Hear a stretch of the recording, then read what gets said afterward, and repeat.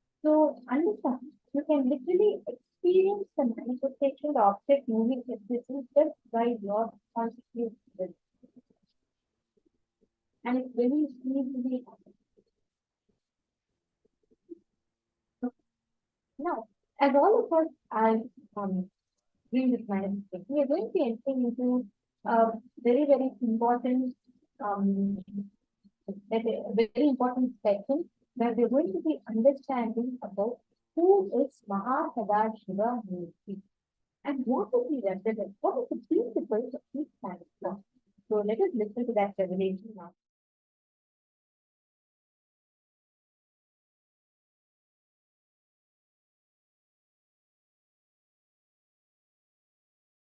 In Kailasa, Paramashiva Jnana, the knowledge of Paramashiva exists as pure frequency, Nada and Bindu, means sound and visualization. I map that down into Sanskrit, then it becomes concepts and principles. I map that down to English, then it becomes long sentences. That is why my satsangs are long sentences. So let me repeat now. Manifestation, sustenance, rejuvenation, pulling out of delusion, enlightenment, liberation. These 5. Paramashiva does these 5 as Sadashiva with 5 faces. Satyojata, Vamadeva, Tatpurusha, Ahora, Ishana. Listen. Satyojata, Tatpurusha, Vamadeva, Ahora, Ishana. Let me repeat. Tatpurusha, Vamadeva, Agora, Ishana, and Satyojata. Listen intensely. Listen sincerely. Satyojata face of Paramashiva does creation, manifestation. It is the face facing western direction. It does manifestation, Satyojata. Then Vamadeva does sustenance. Agora does rejuvenation. Tatpurusha does pulling out of delusion. Ishana does liberation. The Ishana face is looking upper direction. Listen, I'll repeat. Satyojata does manifestation. It is facing western direction. Vamadeva does sustenance, faces north direction. Agora does rejuvenation, faces south direction. Tatpurusha does pulling out of delusion, faces east direction. Ishana faces upper direction, and that does the job of liberation. Now listen.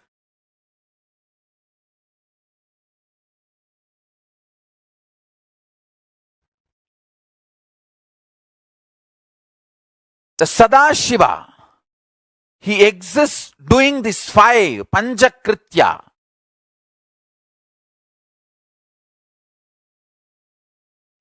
Each phase, Phase of Sadashiva. For example, the Ishana, Phase of Sadashiva, as Ishana Murti, he does separately 5. Tatpurusha Murti, he does separately 5 action. Agora Murti, he does separately 5 actions. Vamadeva Murti does separately 5 actions. Satyojata Murti does separately 5 actions.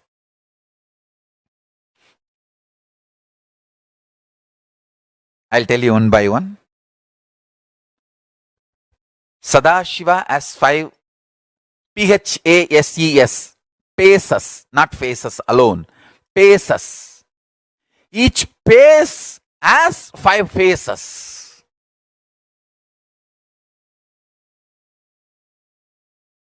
I'll reveal step by step. Internalize. It is very important for anybody who want to be my follower, because only if you know what is Paramashiva, you will understand the meaning of Paramashivoham. This whole thing is not just happening in Kailasa, it is happening inside you. It is happening inside your brain now. It is happening inside you now. Paramashiva is sitting inside you now.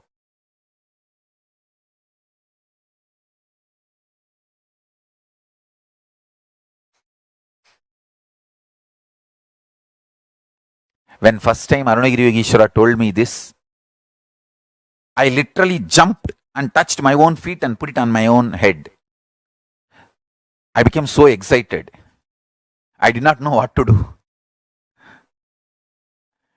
Because when Arunagiri Yogeshwara was telling me this truth, it was so alive and real. Listen, please listen.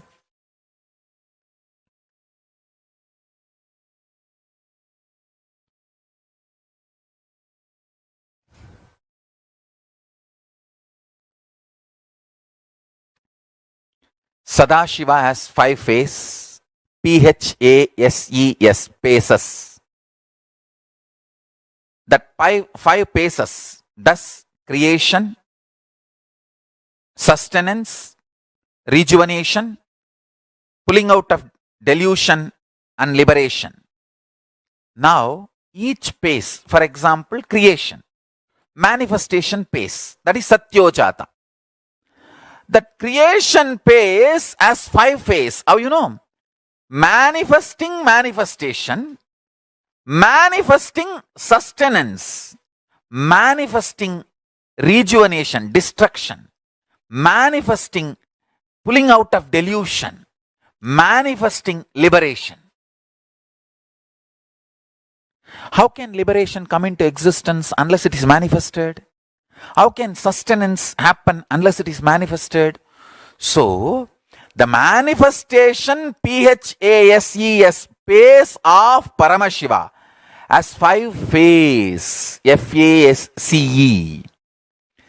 Manifestation pace of Sadashiva has 5 phases.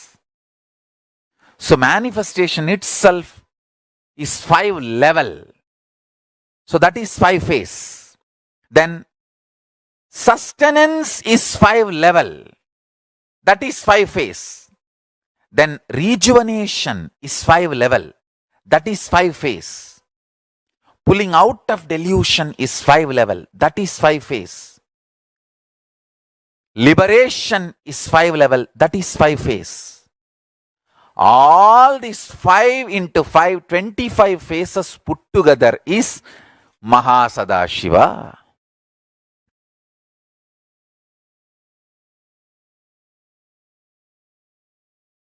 Principle of creation getting created.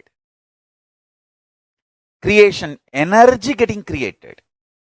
So, the permutation combination of all these 5 into 5 is 25. All the 25 happening in you now. Listen. If you meditate on this, you will understand. Some people manifesting in your life is creation. Some people leaving your life is rejuvenation. Some people getting back to your life is pulling out of delusion. Some people are adding bliss, joy to you, and you adding bliss and joy to them is liberation.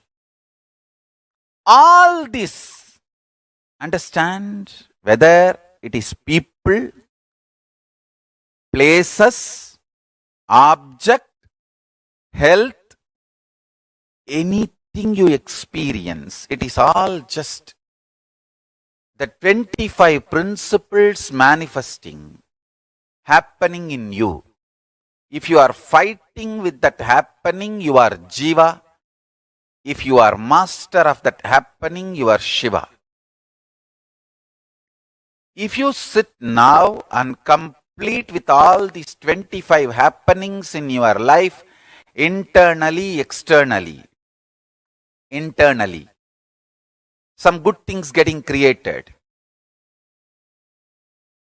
Some things which you think as good getting destroyed, rejuvenated. Some things getting pulled out of delusion. Some things getting liberated. Listen carefully. Everything happening in you is auspicious. If you understand that, you are Shiva. Inside you, outside you, everything happening is auspicious. I tell you, once you are initiated,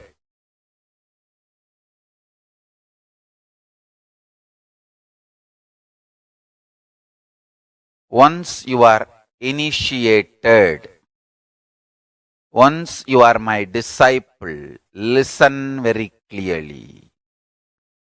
Even if you think in your life things are falling apart, they are falling in proper place. Understand?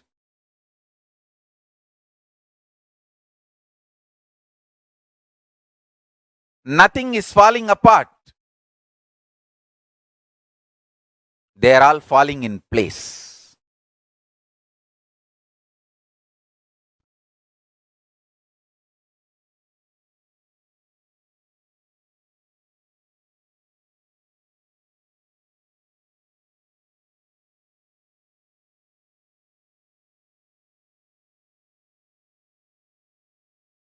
Once you are initiated, you are integrated to Guru, Linga, Sangha. I tell you,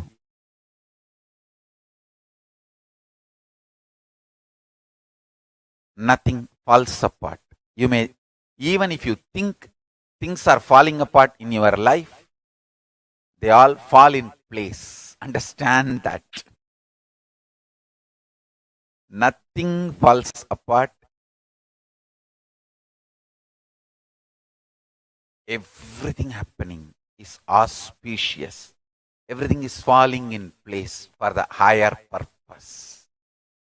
I tell you. Once you sit with that clarity, you are Shiva. If you are able to come to that clarity in your life, you are master of your life. You are Ishvara. I tell you, whoever is constantly in firefighting mode internally lives as Jiva. Whoever lives in ferocious mode internally lives as Shiva.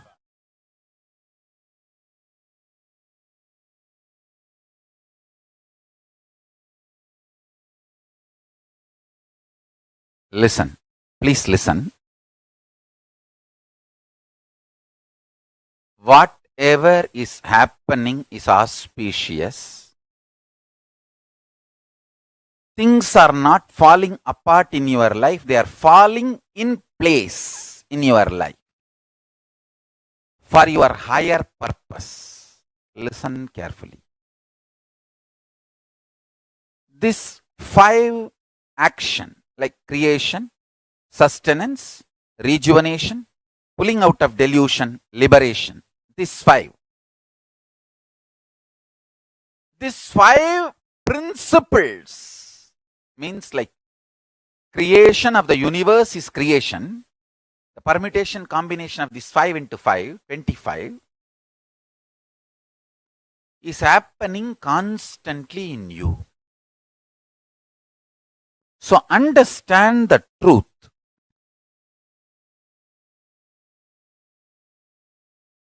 Everything happening in your life is auspiciousness.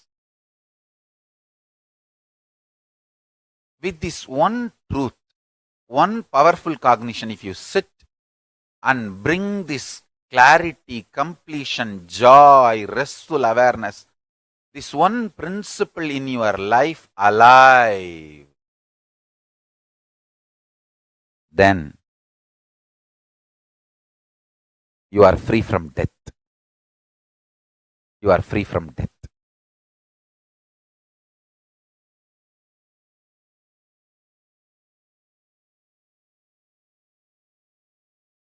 I can give you thousands of sacred secrets about death.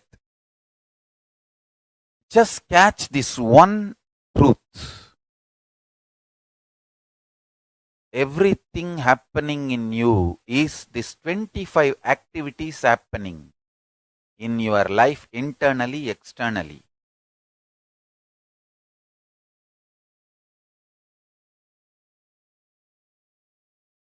In Vedas and Agamas, in Hindu tradition, now this moment is not emptiness or nothingness, it is Purna, complete, everything. This moment, this Chana, this second, now is the time Kala Bhairava meets our consciousness, and in this moment universes come in, exists, dissolve, gets pulled out of delusion and gets liberated without chronological time gap, spontaneously, simultaneously. Meditate on it, understand. Samhara is created, creation is destroyed. Sustenance is deluded, delusion is sustained. Liberation is deluded, delusion is liberated. Creation is destroyed, destruction is created.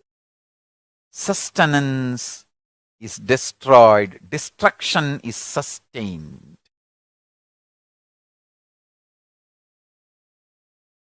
Delusion is liberated, liberation is deluded. Creation is deluded, creation is liberated. Creation is sustained, creation is destroyed. Sustenance is created, sustenance is destroyed. Sustenance is deluded, sustenance is liberated. Destruction is created, destruction is maintained. Destruction is destroyed. Destruction is pulled out of delusion. Destruction is liberated. Delusion is created, delusion is maintained. Delusion is destroyed. Delusion is pulled out of delusion. Delusion is liberated. Liberation is created. Liberation is sustained. Liberation is destroyed. Liberation is deluded. Liberation is pulled out of delusion. Liberation is liberated. Understand these 5 principles. Srishti, Sthiti, Samhara, Prabhava, Anugraha, manifestation, Srishti, manifestation, Sthiti, sustenance, Samhara, rejuvenation, Prabhava, pulling out of delusion, Anugraha, liberation. Understand these 5 principles. I am reading out from Akashic records. So watch this satsang at least 5 times. Let these truths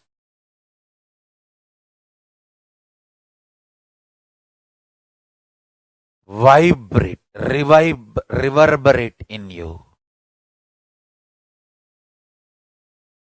Creation is created. Creation is sustained. Listen carefully. Srishti. Manifestation is manifested. Manifestation is sustained. Manifestation is destroyed. Manifestation is pulled out of delusion. Manifestation is liberated. Sustenance is manifested. Sustenance is sthiti. Sustenance is manifested. Sustenance is sustained. Sustenance is rejuvenated. Sustenance is pulled out of delusion. Sustenance is liberated.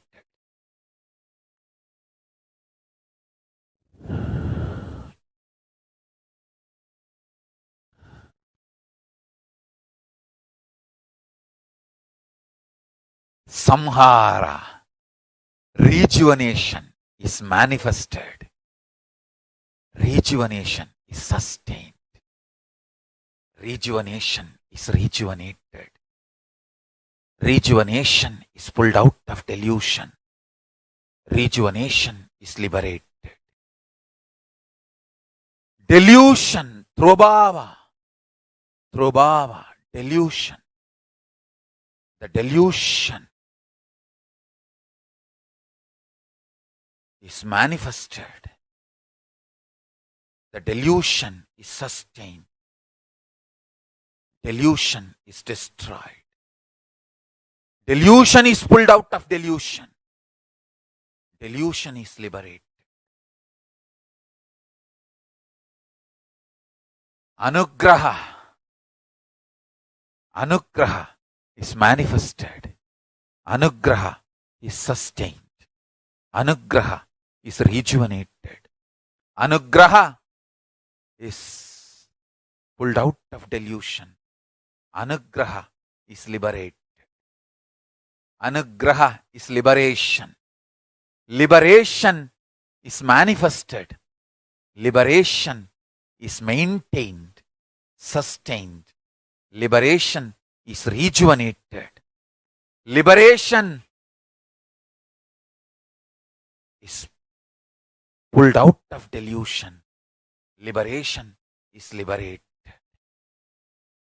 Understand these 5 principles of existence. Srishti, manifestation. Sthiti, maintenance. Samhara, rejuvenation. Delusion. Prabhava, pulling out of delusion. Anugraha, liberation. This 5 dimension of the universe merging with one another, crisscrossing with one another, permutation, combination of these 5 with one another makes 25 faces of Paramashiva. This 25 faces of Paramashiva is now happening simultaneously, spontaneously without time gap.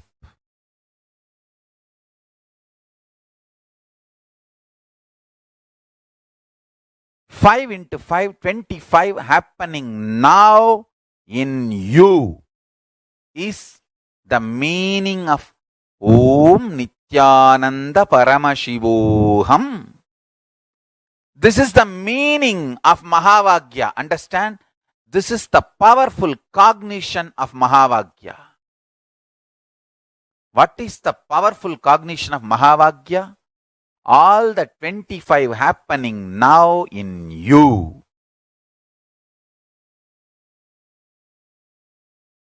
All the 25 happening now in you.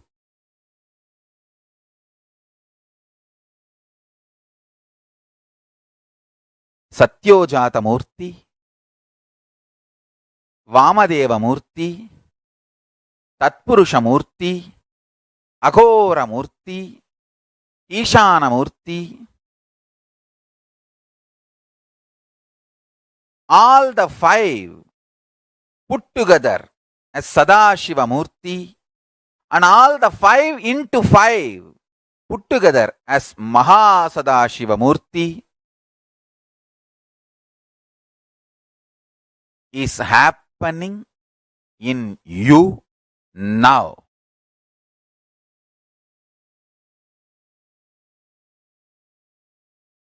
Understand?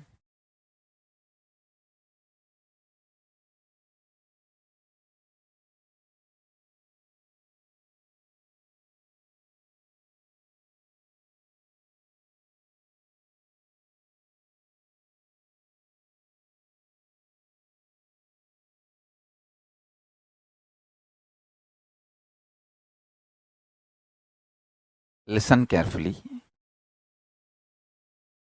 I am teaching you the science Paramashiva Jnana, Paramashiva Vijnana, brought by Parashakti, given by Paramashiva himself to Parashakti and brought by Parashakti to planet Earth, Kanchi. And she started spreading it from Tiruvannamalai to the whole world.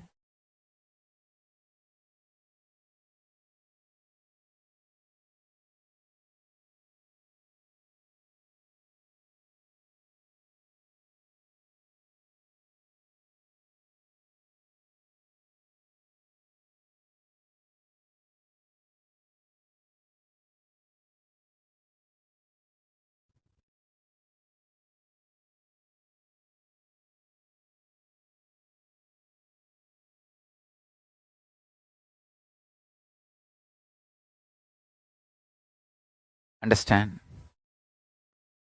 Few things you need to really understand.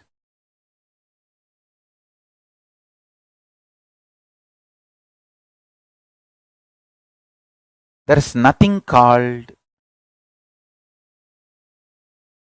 cheating or unnecessary component in Vedas and Agamas. Not one line of Veda Agamas are exploitative. They are extremely honest, truthful. And I really want to tell you, the extreme honesty and truthfulness of Vedas and Agamas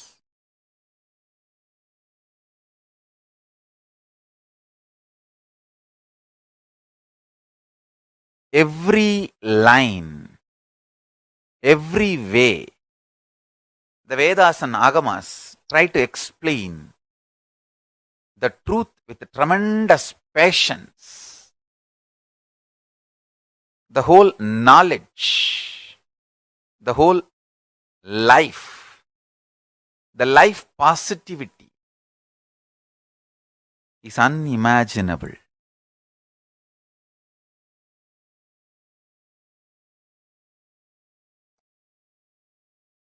Just listen to this powerful cognition.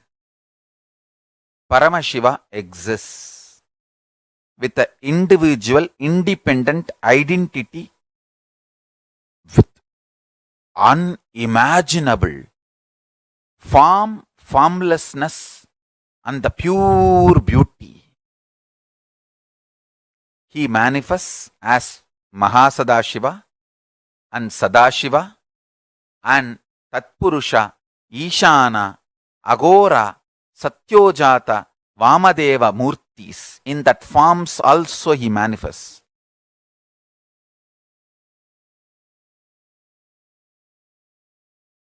Listen, almost all the important ideas I need to convey as an introduction to Vidyapada, I have conveyed. This last one idea, please listen. Because it is all about unmanifest. Listen, please listen. Listen. Because it is all about the unmanifest. Unmanifest means not directly perceived by your senses. But don't think it does not exist. If the software with which you are operating, if that software is upgraded, see, it's like if you upgrade your software in your iPad, in your tablet, the camera definition can be increased. It can be HD camera. The quality can be raised, or the information you capture can be processed in much higher level, in higher frequency. Capturing, processing, everything can be done in next level if the software is upgraded. Same way, unmanifest does not mean it does not exist.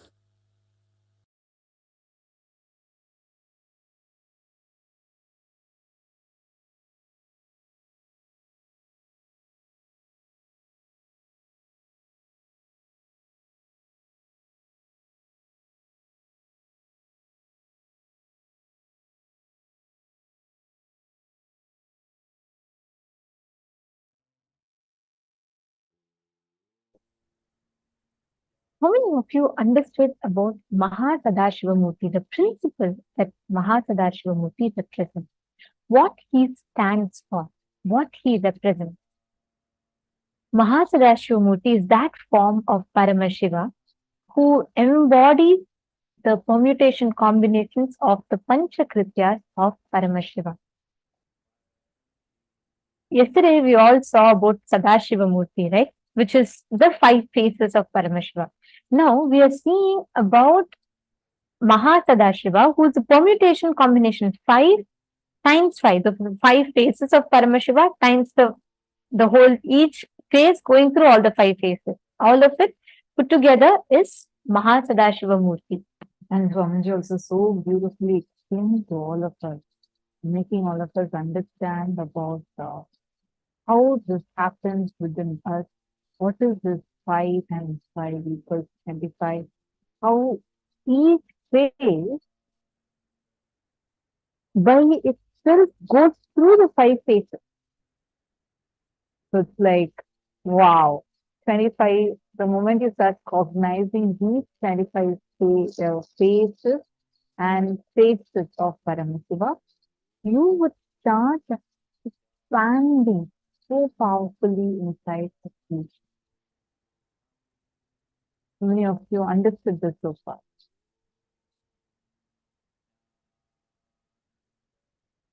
Now we are going to be just going through and understanding what we all just learned, how each phase is both PHASE and SHEE.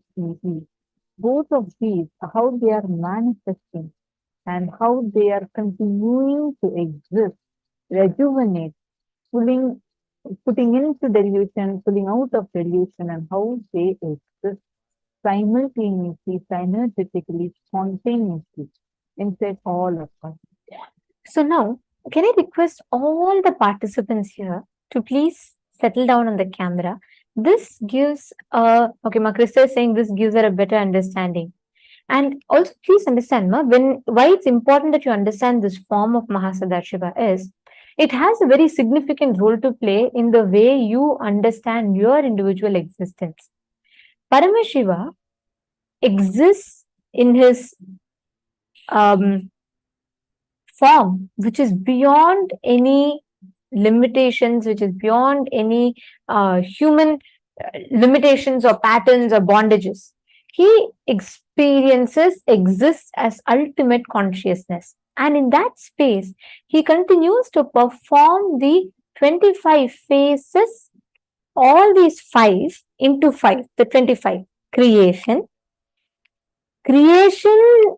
being created, creation being sustained, creation being rejuvenated, creation being put into and pulled out of delusion, and creation being liberated.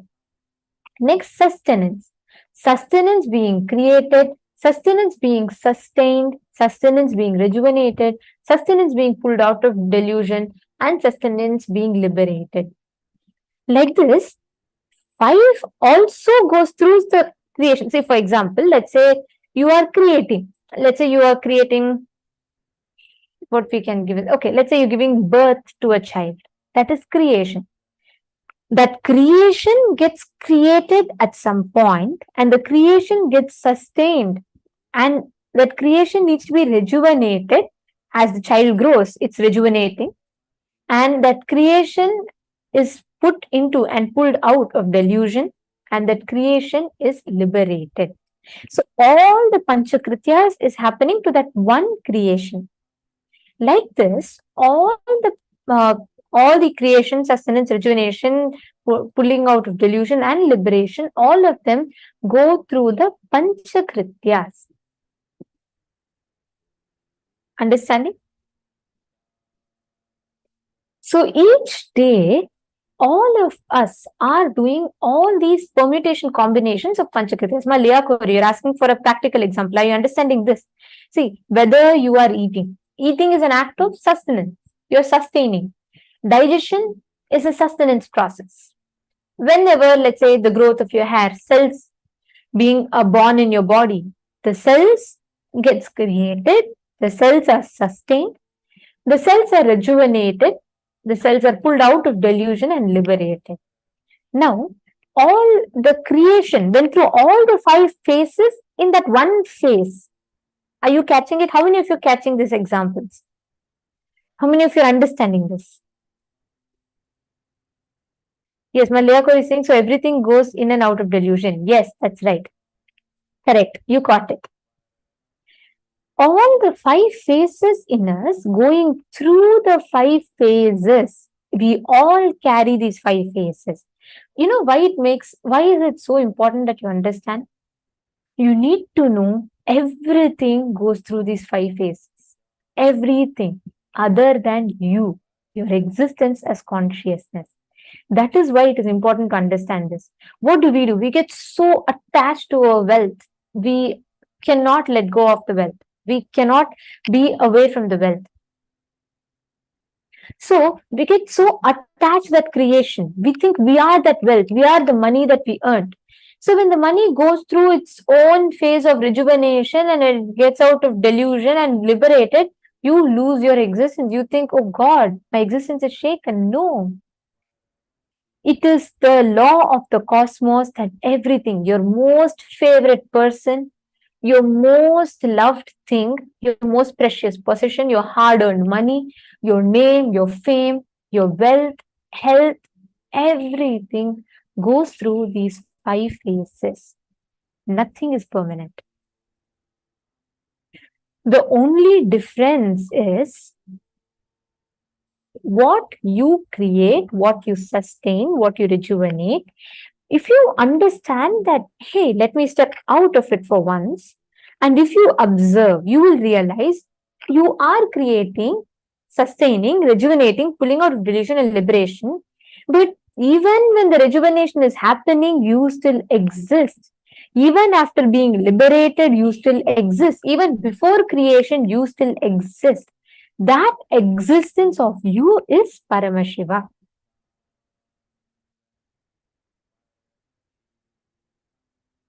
So Makrista Heltman is saying that makes me understand life changes that have happened with me recently. Swamiji said when you are his disciple, things will not fall apart, but fall into place. And I witnessed that. Beautiful. Very beautiful, Ma, actually. Very true. Nothing falls apart. Everything falls into place. And when you step out of that, see, what most of the times we do is we get so attached personally to our situations.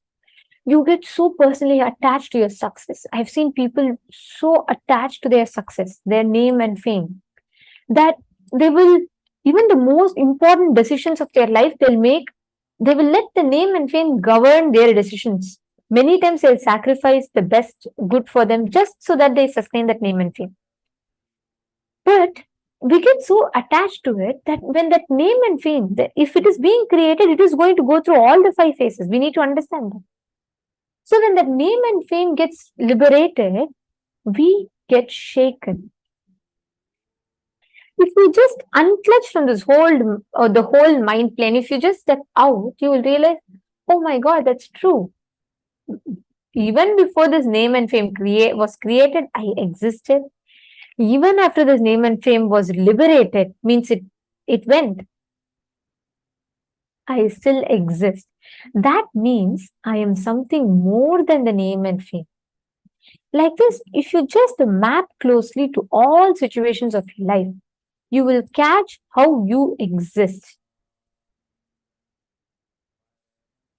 Understand whether it is people, places, object, health, anything you experience, it is all just these 25 principles manifesting, happening in you. If you are fighting with that happening, you are Jiva. If you are master of that happening, you are Paramashiva. That's all is different. Swamiji has so beautifully summed it up in this line. If you are fighting with it, if you are trying to say, no, how can the wealth that I earned with 20 years of my hard work go? How can it have rejuvenation? How can it be liberated? No, I will clutch on to it. You are Jiva, you are in delusion. If you realize, hey, this is part of the whole game called life.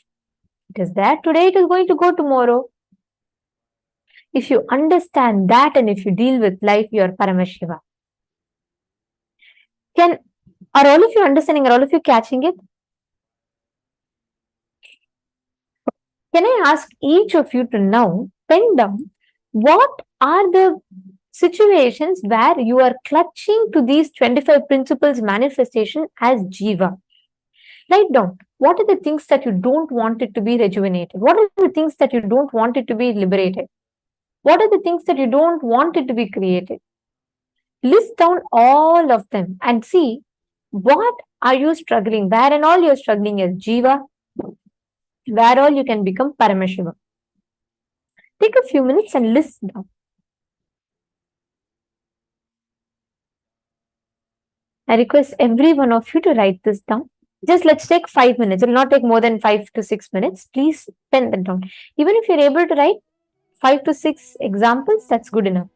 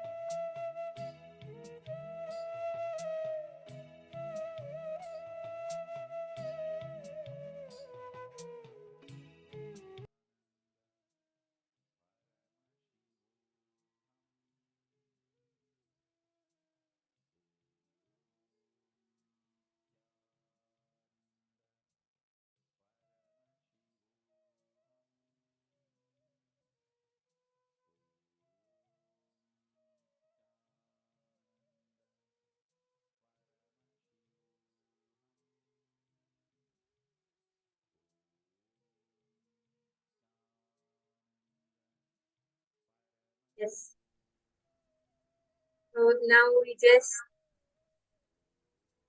just had a full understanding from Swamiji about the form of Mahasadashiva, about the different permutation combination of all the five phases, and what is the meaning of it, how it affects us, and how we can, and we just did a very powerful process, but how we can overcome all the obstacles we have in our life, and how we can become in that space of Mahasadashiva by understanding and being able to see from a third person's view, being able to understand that how all the problems and see everything happening.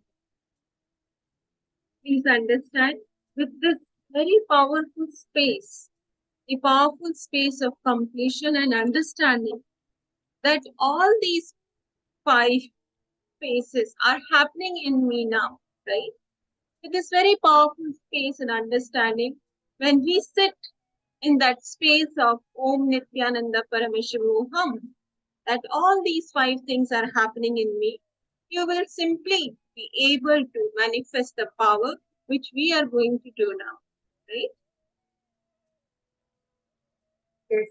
So now we are going to be manifesting power of moving a bottle and being able to drop it. So I put all the participants get ready. You can bring your bottles, and if you want, it's even optional. You can bring any device, like tablet, any one device to move your bottle.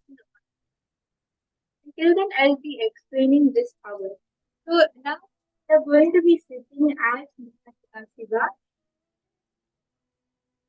Now we are going to be sitting as Mahasadashiva, organizing ourselves with the 25 heads, 50 hands of Paramashiva, and untouching from everything you have.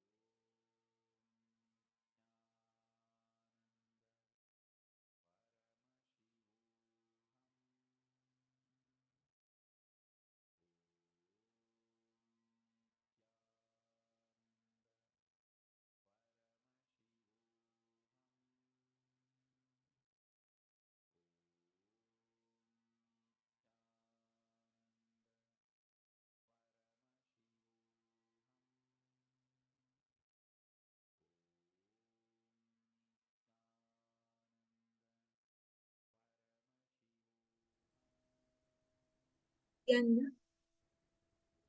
Apologizing for the technical issues. Audio is not clear.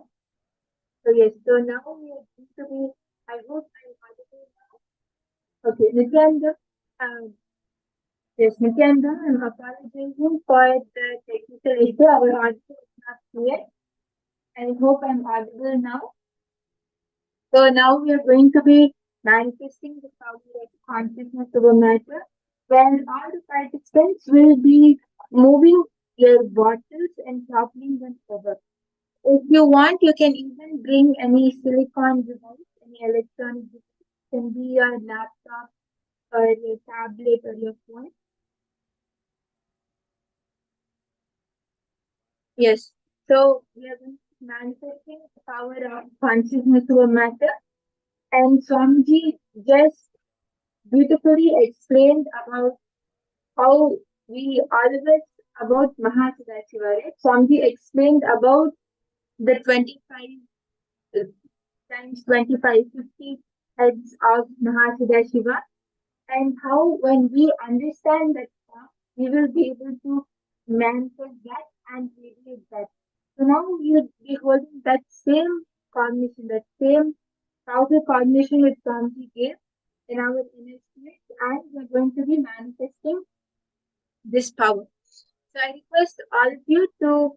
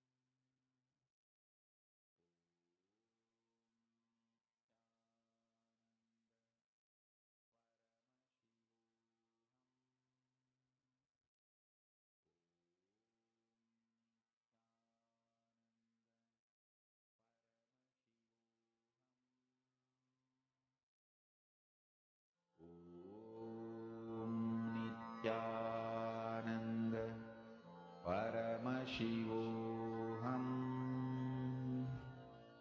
Om Nithyananda Paramashivoham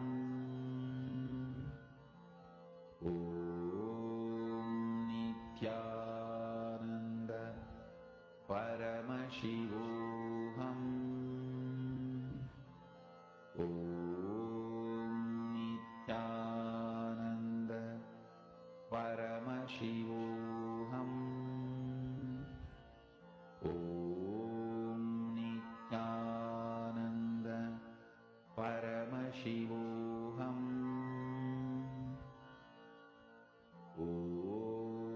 Om Nithyananda Paramashivoham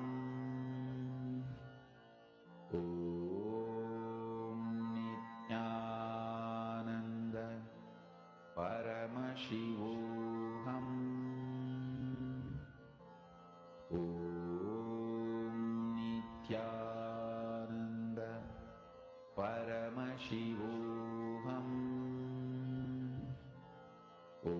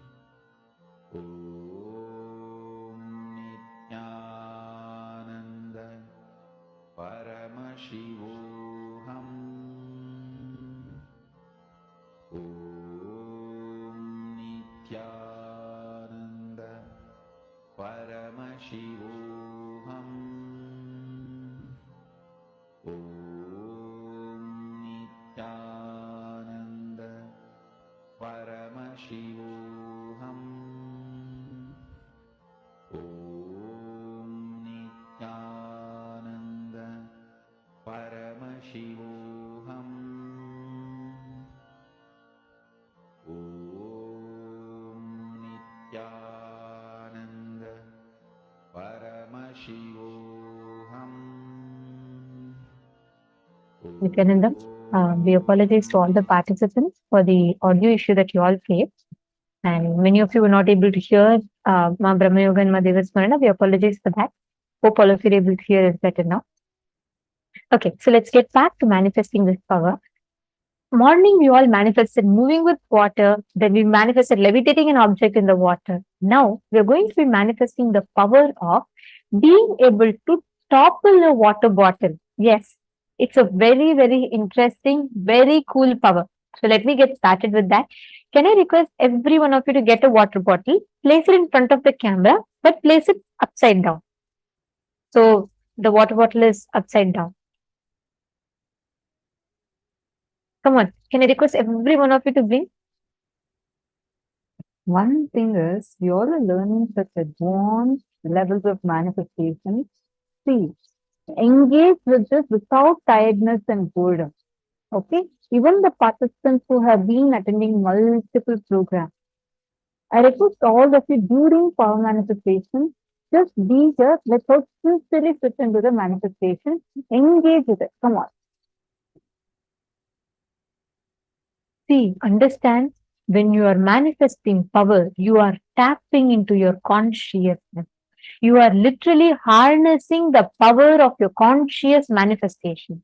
Means you're literally waking up the Paramashiva sitting inside of you. So please do this sincerely. No power manifestation is a light one. No power manifestation is something. Everything is a conscious resource. Everything adds immense conscious value to you. Sunil Yadavaya, could you bring the water bottle, please? Put the water bottle upside down. You have Atmalinga? Okay. Even any small plastic bottle would do. See, do a different round. I see you have the Atmalinga, but even if you can put something small, that will do good. If you don't have anything, then it's okay. Put Atmalinga on the on a tab or a device on your phone or something like that. If you don't have, it's fine. No problem.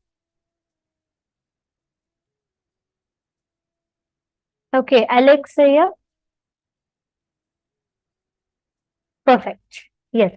So listen very carefully. Now, what all of you are going to do is, you all can place any object, the water bottle on the, you can place the water bottle on a tab or a phone, any silicon object, anything. Basically, all devices are made of silicon. So you can put the water bottle, your tab on your tab or on your phone or on your iPad. It could be any screen. So you're going to be putting it on that. Make sure your iPad or your device is off, and you're going to place on that. We all did with water, right? Now we're moving to the earth element based on which you're manifesting. So what you're going to be doing now is you're going to be keeping the water bottle on the silicon device, and you're going to be manifesting the power of rolling it off. Basically, listen very carefully. Swamiji tells the silicon has the ability, just like how I showed you the experiment with water. The earth element has the ability to receive and amplify the instruction that we give. So I request every one of you to take a few minutes and keep the water bottle on a silicon surface. You're only going to focus on passing the command to the silicon surface. Kion Lemese, please could you put the water bottle? I'm not seeing the water bottle in your camera. You have it? Okay. Come on, every one of you, don't miss this. Quen Wang, your water bottle also, please can you put? And Xia Feng, do not hold it. You should not hold your water bottle. I request the Chinese translator to please share with them, and don't put the cup. See, you're putting an inverted tumbler. No, put a water bottle which has water inside it. So it should be like not full, just half. So put it inverted. I'm seeing one participant called Zizi Feng. Yeah, do not put a tumbler, do not put a cup. You should not put a cup. Keep a inverted water bottle filled with water, and you should not hold it. See, this water bottle should not be in physical contact with you. It should just be kept aside.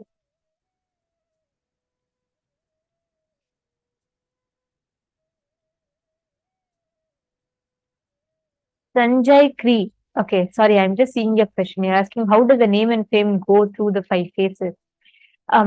See, there's some point at which you create the name and fame, you sustain it, and then you rejuvenate. It means you discover different ways, you keep rejuvenating it. So at some point, there's a low. Everyone who has, there's a stagnation and there's a low in that name and fame.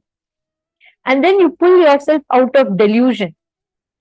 And then the liberation happens, right? So all the 5 phases happens to the name and fame. At some point, it ceases to exist. At some point, it just seems like it's all falling apart. So all of these together. Okay, great. Now I see it. Now listen very carefully. You are going to be placing the water bottle on a silicon surface, and you're going to be moving. You're going to be moving the water bottle just through your conscious will. I will play a video where you all can see how people are moving the water bottle. It is very simple, very easily possible. You will be able to easily manifest it. Okay? Can I request all of you to sit straight? Shanta Mahavakya. You just put the water bottle and leave it. Swamiji will take care of manifesting. You sit, chant the Mahavakya continuously inside of you. You all can see how this one of the participants is manifesting it so beautifully. You will actually see how the water bottle starts rotating.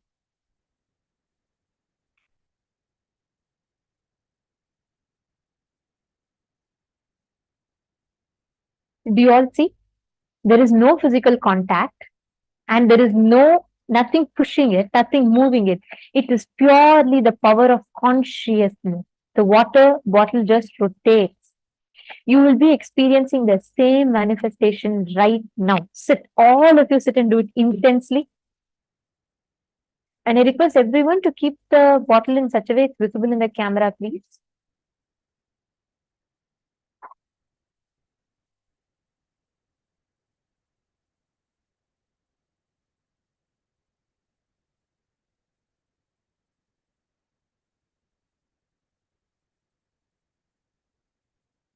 Ma Jing Hua Chai. Do not hold it. Do not touch the bottle. See, the bottle should not be touched. It should just be left on the tab, and make sure one thing is in this video, you see the tab is on.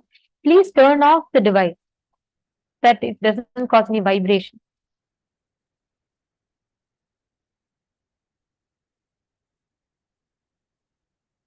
Do not touch the bottle. See, you're going to be moving it only through the power of consciousness. Ma Alizu, that's correct. Ma Alizu, perfect. Now, chant the Mahavakya. You will see that the bottle will listen to you. Understand it has water and earth, both. The water inside the bottle will listen to your command.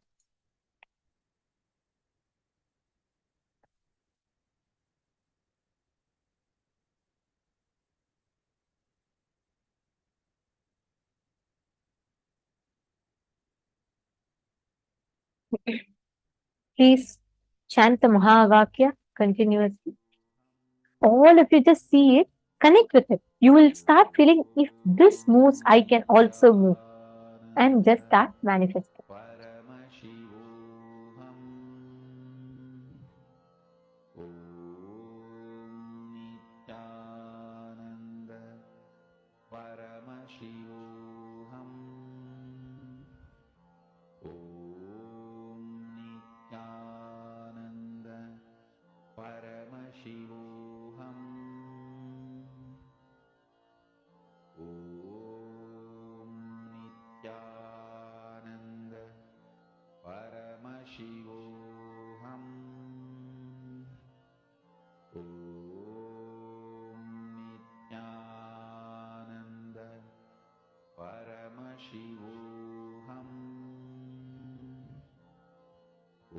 Om Nithyananda. Paramashivoham. Om Nithyananda. Paramashivoham. Om Nithyananda. Paramashivoham.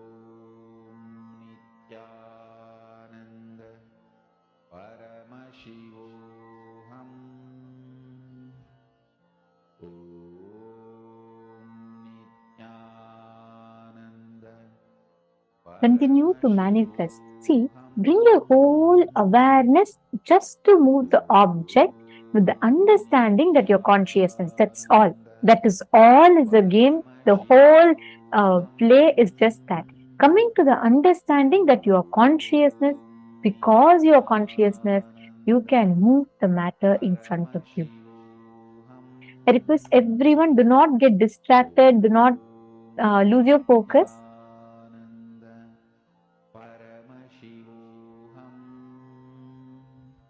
Very nice. Ma, Alihu, I am seeing you manifesting very beautifully, Ma. You will just see the object will move in front of you. Ma Xingmei Zia. I can see your bottle, Ma. Please, could you put your camera in such a way where I can see your bottle? Ma Tanja Gebi and all the others. Come on, please keep it straight. Ma Isabel. Yes, Ma Isabel, that's your bottle. Ma Jnana Pradayini, Ma Jennifer Poirier, Ma Anandeshwari, put the phone down. Don't hold it in your hand. Please keep the phone down without touching. You should not touch the object. I'm also saying my links and touching the object. Do not touch the object.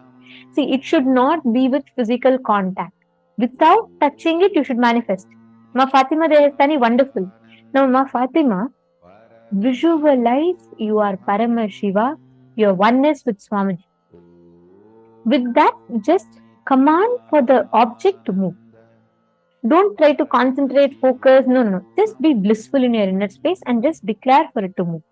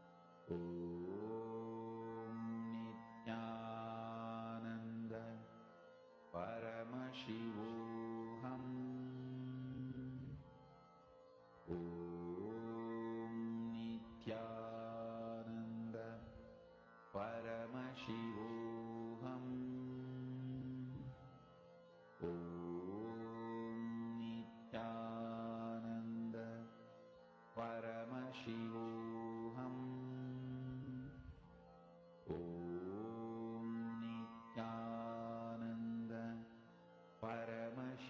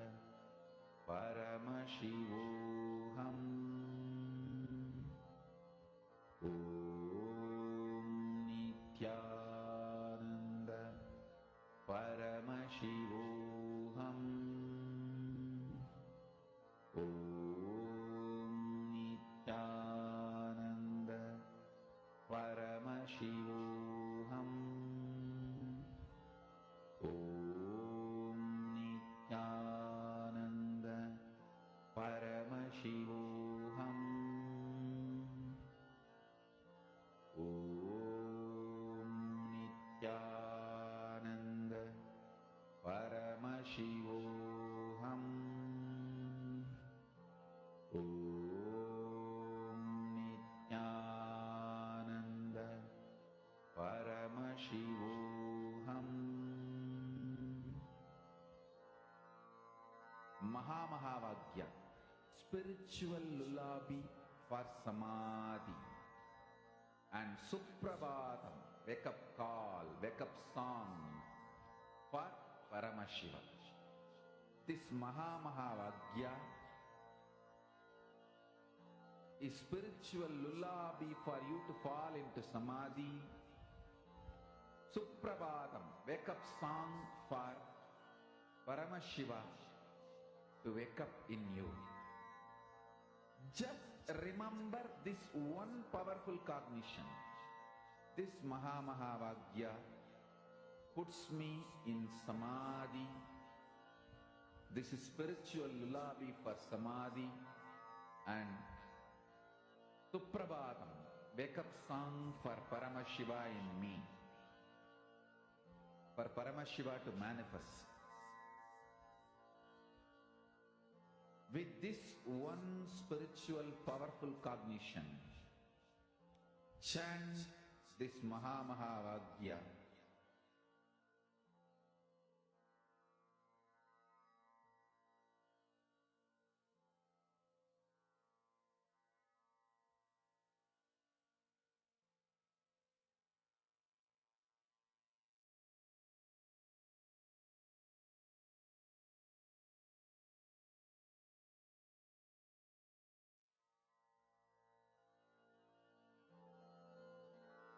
Mahavagya, spiritual lullaby for Samadhi. And Suprabhatam, wake up call, wake up song for Paramashiva. For Paramashiva to manifest. With this one spiritual powerful cognition, chant this Mahavagya. Om Nithyananda Paramashivoham. Om Nithyananda Paramashivoham. Om Nithyananda Paramashivoham. Om Nithyananda Paramashivoham. Om Nithyananda Paramashivoham. Om Nithyananda Paramashivoham. Om Nithyananda Paramashivoham. Om Nithyananda Paramashivoham. Om Nithyananda Paramashivoham. Om Nithyananda Paramashivoham. Om Nithyananda Paramashivoham. Om Nithyananda Paramashivoham. Om Nithyananda Paramashivoham.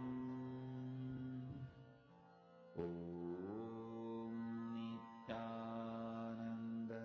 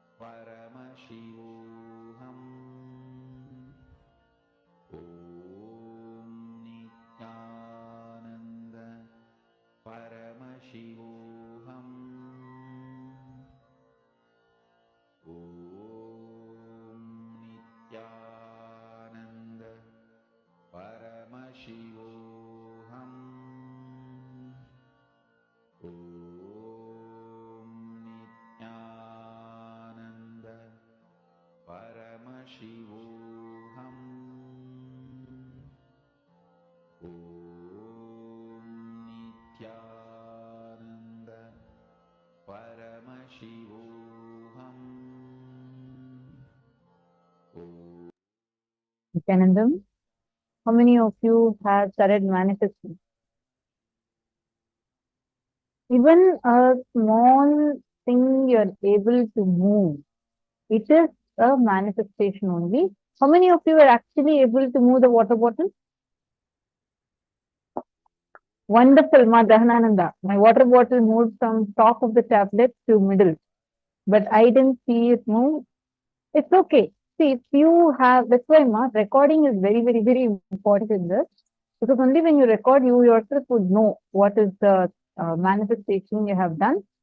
And you yourself would be confident. That's one of the main reasons why you should record your power manifestation. It's so important that you record because only then you would be confident, yes, I have actually manifested it.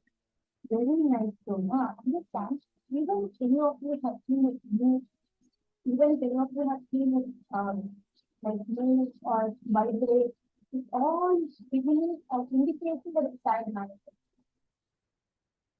Beautiful. Now next is very, very important. We are going to understand about how you can rewire the brain. And understand, we're going to have a very important meditation process at the end of it. And this is a very important preparation technique for today's meditation. So please do not miss research and everyone of you to understand what rewiring is.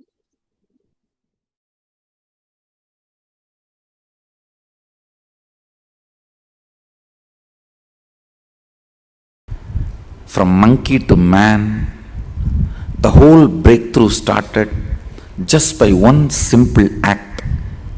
One monkey started walking with the two legs first time. Surely he must have felt very awkward. Other monkeys would have made fun of him. They would have teased him. A lot would have happened. They would have even boycotted him from the community. You would have faced social boycott, whatever. For some reason he decided to walk with two legs, understand? That brought the first breakthrough. When monkey started walking with the two legs, the intense blood flow to the brain started going with less speed. Less speed means more possibility for the subtle grooves to develop, More subtle grooves means more subtle activities, possibilities opening up. Means more subtle abilities manifesting. That is the way the perception of consciousness became possible for the brain. Understand? The perception of consciousness became possible for the brain because the subtle grooves started developing in the brain due to less blood flow. Please, you need to understand, the word less blood flow should not be understood wrongly. The speed and the force gushing, all that was less, but whatever is needed continued to be available. It is this simple act made the breakthrough of monkey to man possible.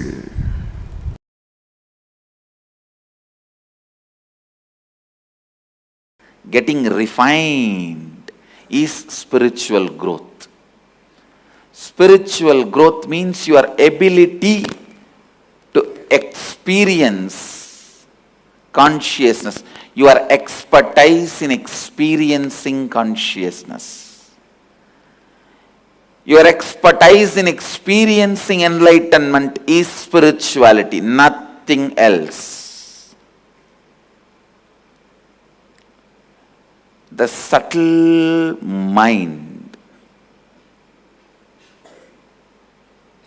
with tremendous awareness, the whole blood flowing into the brain, what your brain can catch as the experience of consciousness, subtlety of that experience, your expertise in catching the experience of enlightenment, pure consciousness, that defines how much you have grown spiritually. Understand, your spiritual growth is not defined by whether you have become brahmachari or a swami or a kotari or a tanedar or a mahant. No. It is defined how much you can catch the experience of consciousness, your expertise, the ability of your brain's power, ability of your brain's expertise, the subtle grooves of your brains, its ability and expertise to catch the experience of consciousness. The experience of consciousness, that makes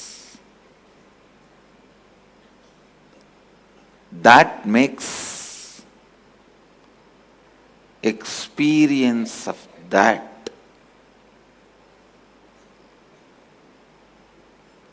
makes you spiritual. I tell you,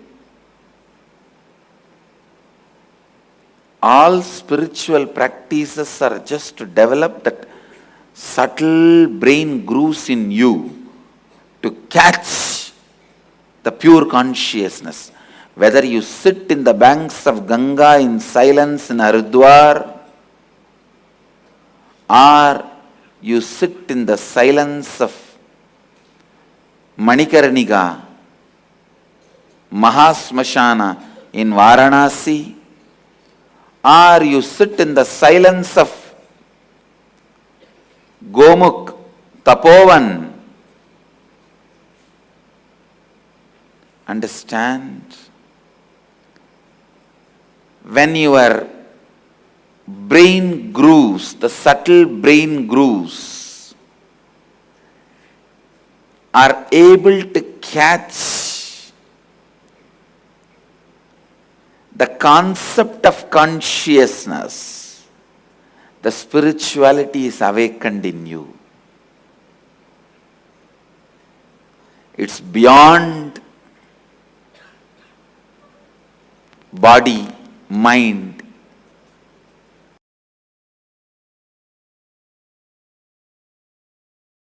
Okay. The other concept that, if I try and think about it too hard, really scares me is because I can't wrap my mind around it, is the idea of infinity. Like the idea of... You don't have to think. You can't grasp unless your brain grows that subtle grooves which gets awakened by Kundalini. Once the Kundalini gets awakened, then God, the word will become so real for you. The I word will become empty for you. See, when I utter God, it has so much meaning for me. When I utter the word I, it has no meaning other than the word I am uttering. For you, when you utter the word I, it has so much meaning for you. When you utter the word God, it is just emptiness. So the shift will happen when the Kundalini reaches Sahasrara. Okay, cool.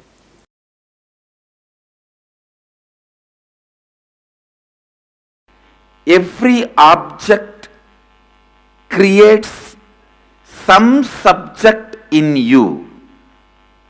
When you see even the photograph of a food, well organized, idli, chutney, sambar, gongra, urga. If you are a non-vegetarian person, all those non-vegetarian items, the moment you see the photograph, something is triggered in you. It's one small example I am giving. I can give hundreds of examples. Whether it is food or lust, anything, or sacredness, even sacredness. If you are habituated to praying to a God, if the moment you see his deity, something is created in you, awakened in you. So each object creates certain subject in you. And if there is an object which has created awakened subjective truth in me, I can use that same object to awaken that same subjective truth in you. Master is a person in whom the subjective truth has become reality. Shivoham, the highest subjective truth, becomes reality, and whatever objects made that experience as reality in him, he can use that and make even your subjective reality awakened. He can give you also the same experience of Shivoham. Listen, whatever experience he achieved, he can awaken that same in you. Understand the subjective truth Shivoham can be awakened by the external help like yantras, mantras, and Kundalini initiation. I am introducing this science to the world.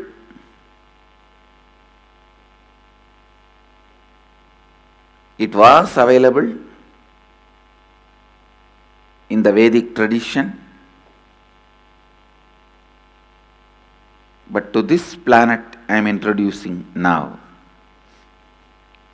It's not that all the Vedas were revealed to, all the Vedas are revealed already to human beings. This science of using sound, the science of using simple lines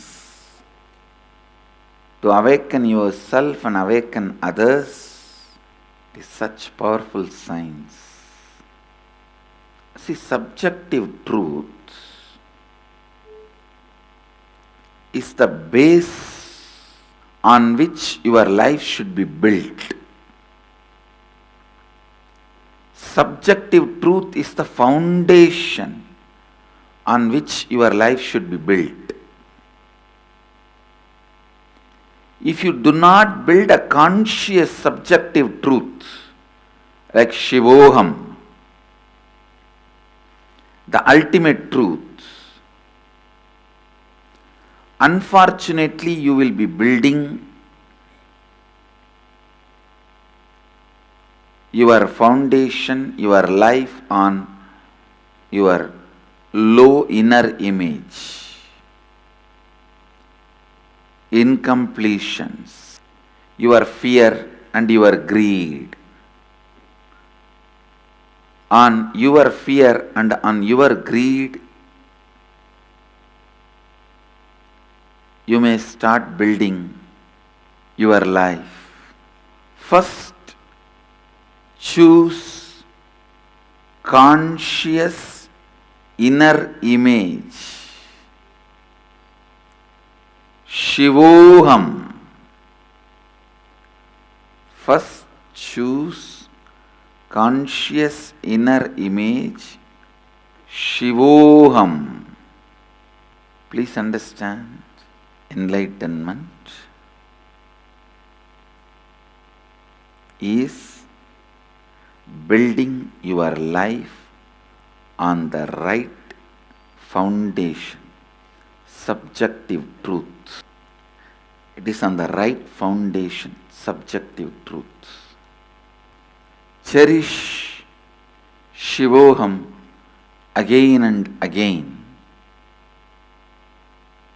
Strengthen the truth, Shivoham, again and again. Live the truth, Shivoham, again and again. Meditate on this great truth again and again. This truth, Shivoham, once it gets rooted in you, doesn't allow your inner image, mamakara, to weaken you. It doesn't allow your inner image, mamakara, to weaken you. Understand? I'm just trying to get the right words.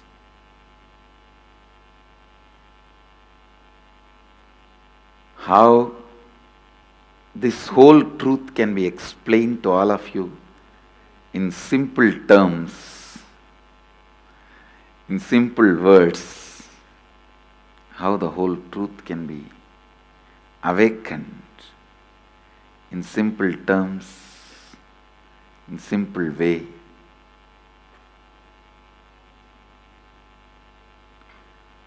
Understand subtle grooves of your brain when it starts understanding the happenings inside you. It can understand any mathematics, any science, any chemistry, any geography, any history. See how you remember your past, the same way only history is written. That is a formula of history. How you remember certain facts, exaggerated, certain facts, neglected. Same way. Mathematics. What all the basic understandings you have to add, subtract, multiply, divide. If you can grasp the happenings inside you with a subtle sensitivity, You can grasp any happening outside. As I said, whether it is geography or mathematics or history or science or chemistry, biology, everything in the outer world you can understand if you can grasp the subjective truth. That is why I am saying the subjective truth, you need to let it sink in you, get soaked in you. Let it be soaked in you. Let it sink in you. Just like how food, sex, all this becomes a bio-memory of ordinary man, this Shivoham, experience of enlightenment, should become bio-memory.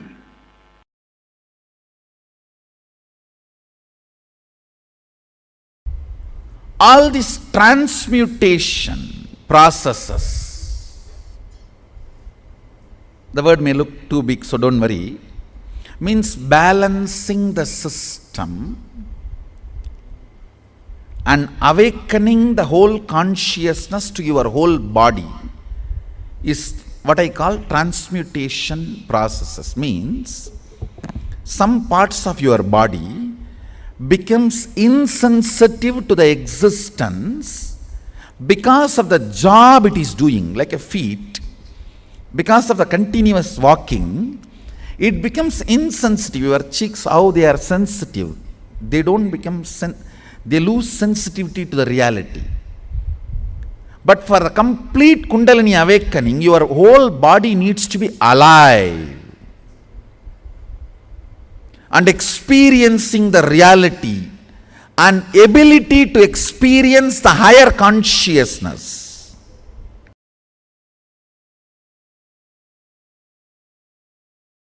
What is possible and not what is not possible is defined as part of the language.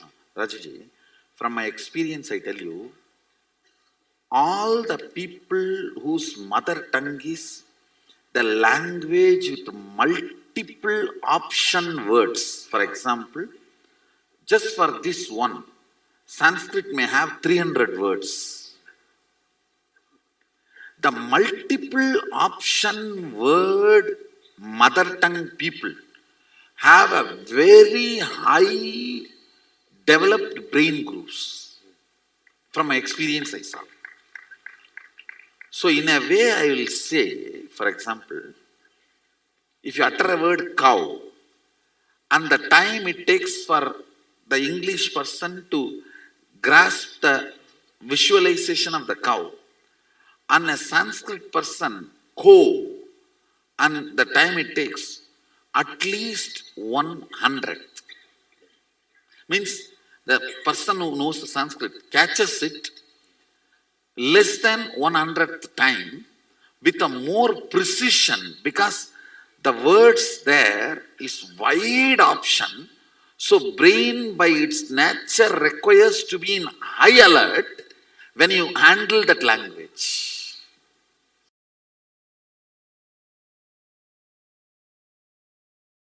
Through the 5 phases, Paramashiva does manifestation, maintenance, rejuvenation, pulling out of delusion and liberation. Satyojata, Tatpurusha, Vamadeva, Ahora, Ishana. These are the 5 phases. He resides in his supreme Paramashiva Swarupa as Ajomuha or Adhomuha, unborn, beyond form, formlessness. Is Paramashiva Swarupa. That Paramashiva Swarupa manifests with these 5 phases as Sadashiva,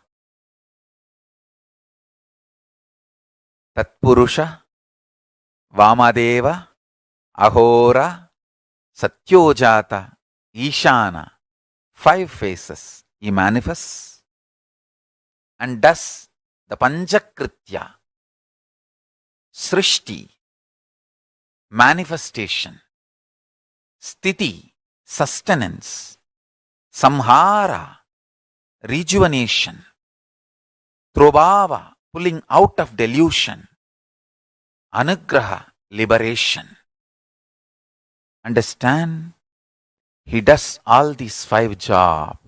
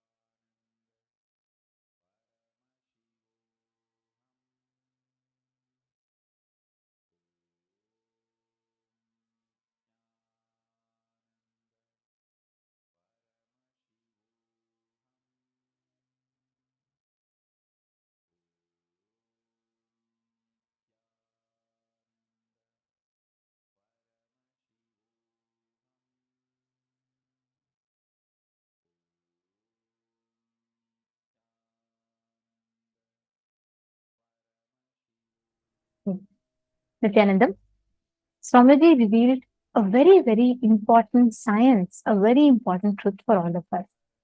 Each activity that you do, every single day, it creates a neural pathway. It has a physical sort of connection in your brain.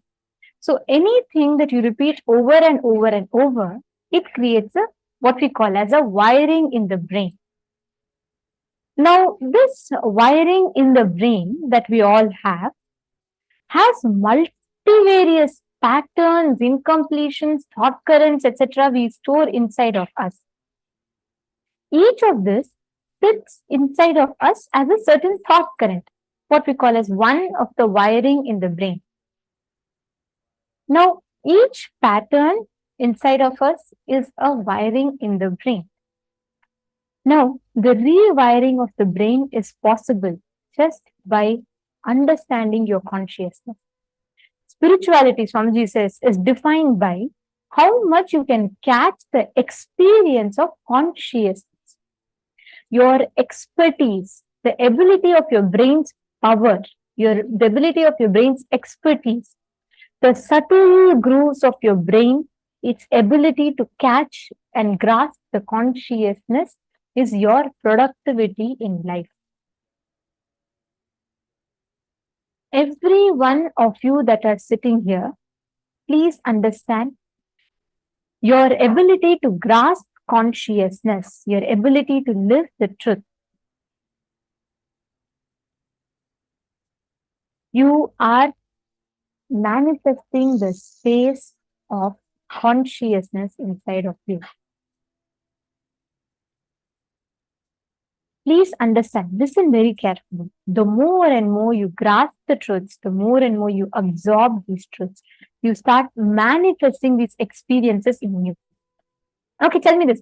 How many of you here have experienced many times when you suddenly listen to the satsangs, okay?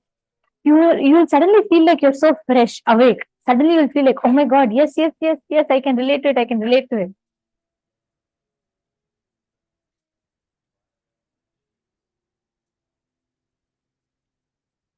How many of you felt like that?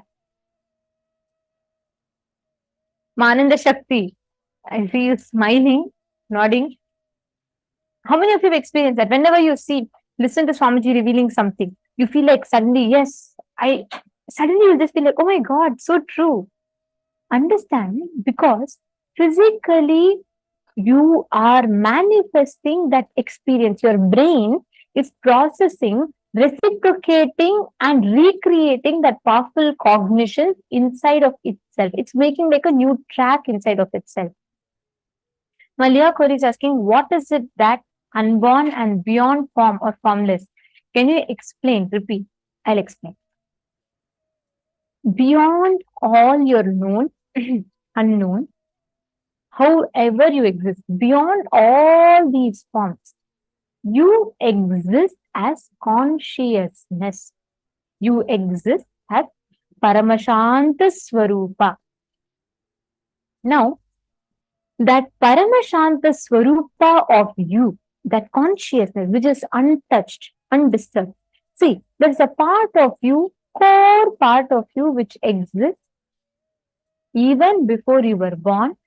There's a core part of you which exists, which will exist even after you cease to exist. There is a core part of you that is not affected by the sorrows, joys, all of these. All of these exist inside of you. That component is what we call as the formless, ajomukha, unborn, unmanifest. Malia Kori, whenever we get caught in emotions, right, it's only one part of us. Notice yourself in your highs, lows, notice yourself in all situations. There's always that one part of us which is undisturbed. And most of us derive strength from this one part. That part of us is what we call as consciousness. And all the spirituality is to discover that part, consciousness inside of us. Once the Kundalini gets awakened, you start exploring, you start manifesting that part of you. Now, understand, we are going to be having a very beautiful exercise, or I would say a process that Swamiji is conducting, which is the 25 dimensions of Paramashiva. This process will help you understand the one factor that stops you, that disturbs you from you manifesting that experience. See, take a few minutes. You take a few minutes now and please pen down. I request every one of you to do this.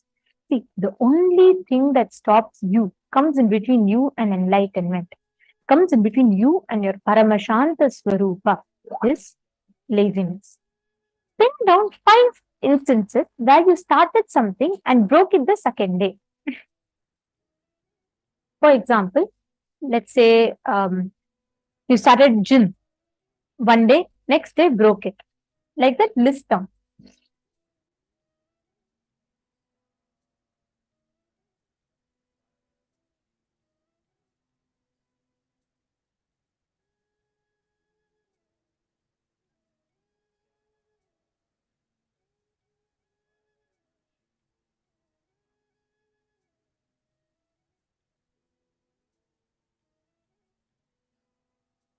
Now, pen down instances wherever you created this laziness pattern inside of you.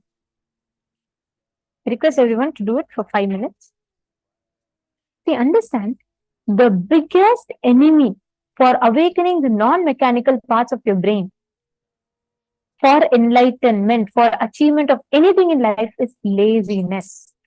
Pen down 5 instances where you started something and broke it the second day. Please pen down.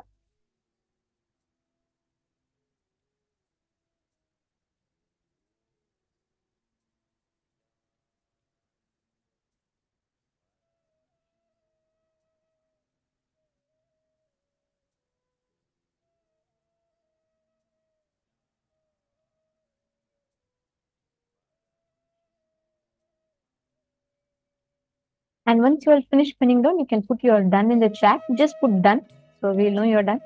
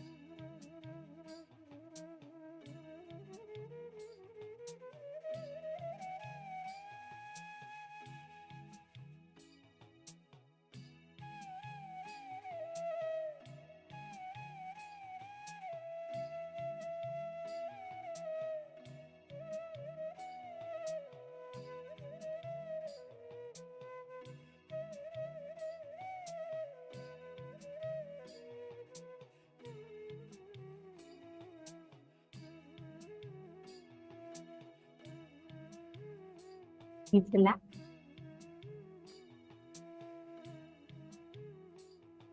Have you all finished writing? Have all the participants finished writing? Now, all of you listen very carefully. Please keep a piece of paper and pen ready with you. We are going to be entering into a process through which somebody is going to be literally awakening the Paramashiva component in us. Okay? Can I request all of you to sit straight with your head, neck, and spine in a straight line? Please sit. Now let us all enter into this very powerful process.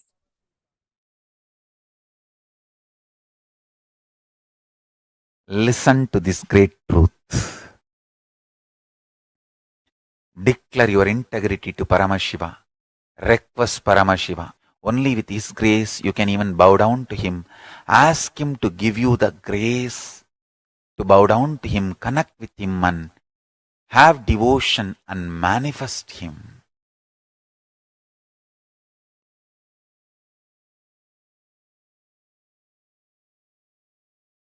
That's enough.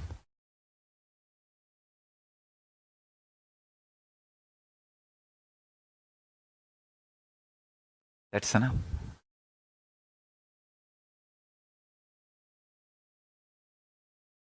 He will manifest and bless all of us.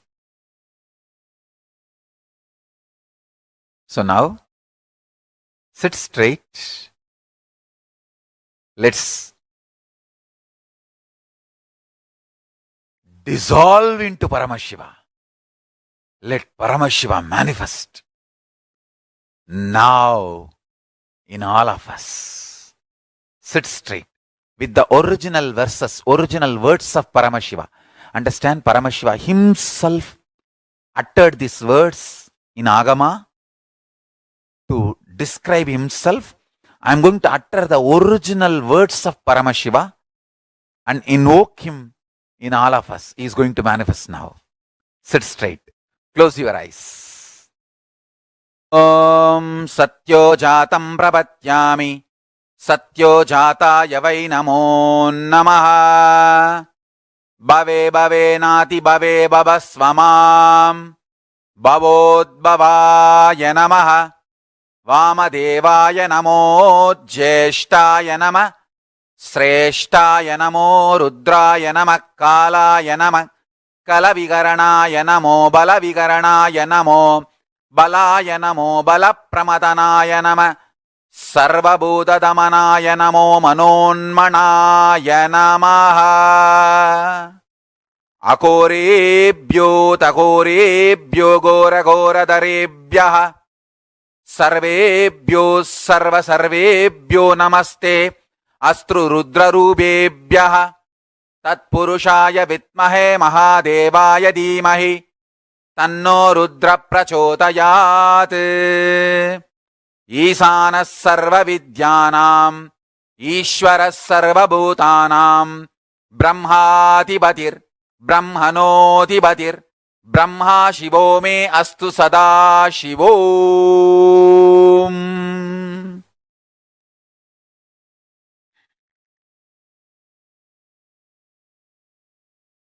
Meditate on Paramashiva with 25 heads.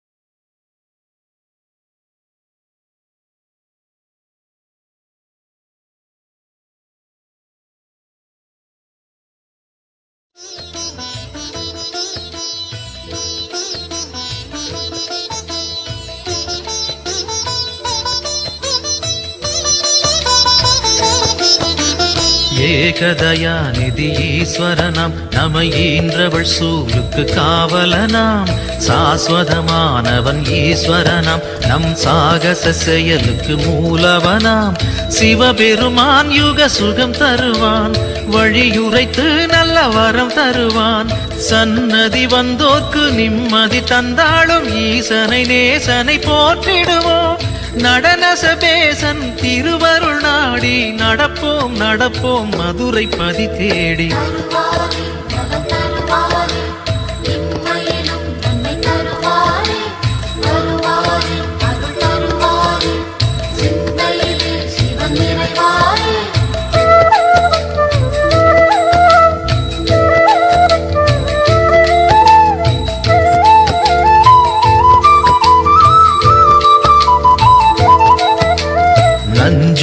Loganathar Sivan போற்றி, அந்த சந்தியா காலத்து சனி போற்றி, நவசந்தி தாண்டவ குரு போற்றி, அந்த மகா பிரதோஷ நாள் போற்றி, தேய்பிரையில் அந்த வளர்பிரையில் தேடிச் சென்றால் அருள் கூடிடுமே, நர்த்தனம் காட்டும் ஆடிய பாதம் திருமுகம் கண்டால் நலந்தானே, தேடிடும் கண்களில் ஆடிடும் பாதம் தெரியும் தெரியும் இது நிஜமே.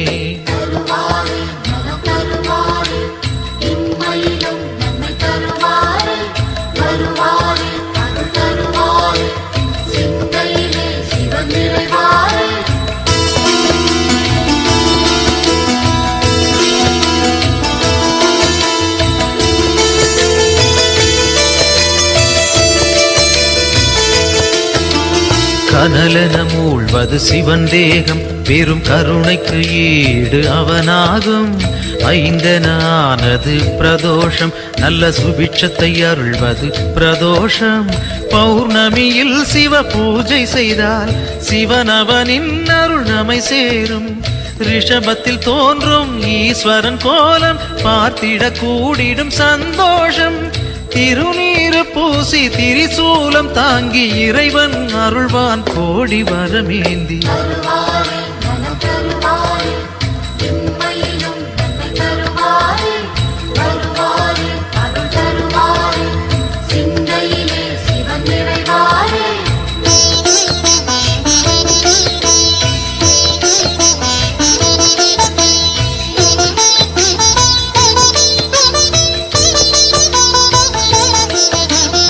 திருக்கோவில் வாசல் முன் தோன்றும் அந்த நந்தி தேவன் அருள் வேண்டும், பிரதோஷ காலம் வரும் நேரம் அவன் திருவருள் யாவும் கை கூடும், எம்பெருமான் வரும் வாகனமே எப்பொழுதும் நம் துணை வருமே, முன் நின்று நந்தியின் காதினில் கூறிடும் செய்திகள் சிவனது செவி சேரும், இம்மையில் நலம் தரும் சிவனது அருளால் எடுத்த செயல் யாவும் ஏற்றம் பல காணும்.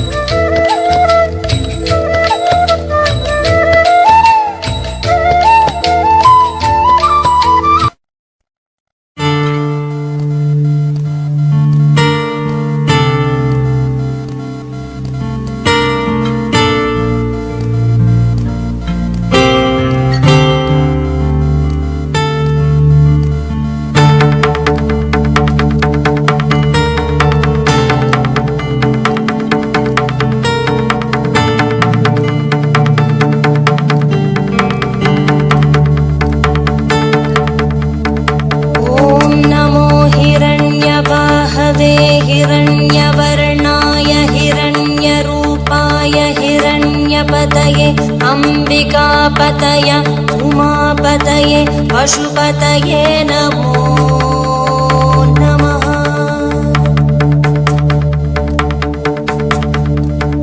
ॐ नमो हिरण्यबाहवे हिरण्यवर्णाय हिरण्यरूपाय हिरण्यपतये अंबिकापतये उमापतये पशुपतये नमो नमः।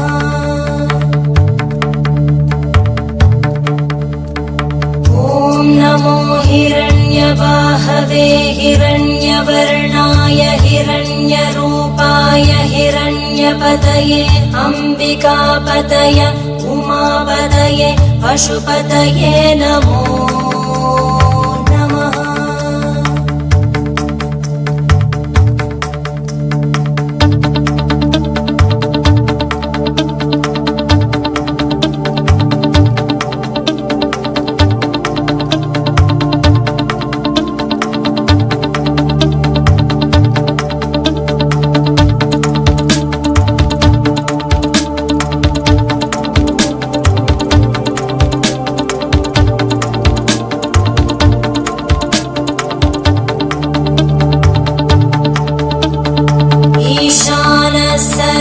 सर्वविद्यानाम् ईश्वरः सर्वभूतानां ब्रह्माधिपति ब्रह्मणोऽधिपति ब्रह्मा शिवो मे अस्तु सदा शिवो।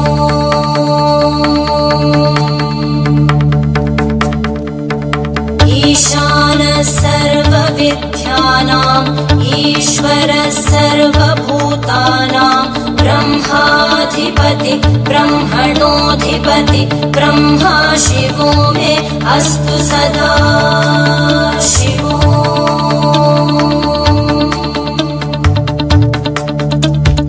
ईशानः सर्वविद्यानाम् ईश्वरः सर्वभूतानां ब्रह्माधिपति ब्रह्मणोऽधिपति ब्रह्मा शिवो मे अस्तु सदा शिवो।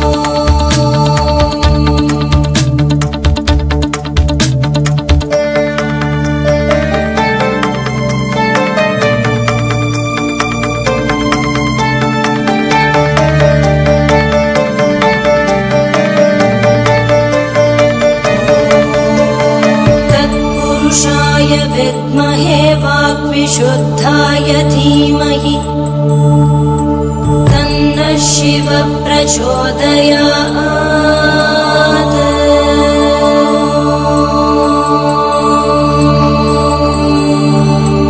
महादेवाय विद्महे रुद्रमूर्तये धीमहि तन्नः शिवः प्रचोदयात्।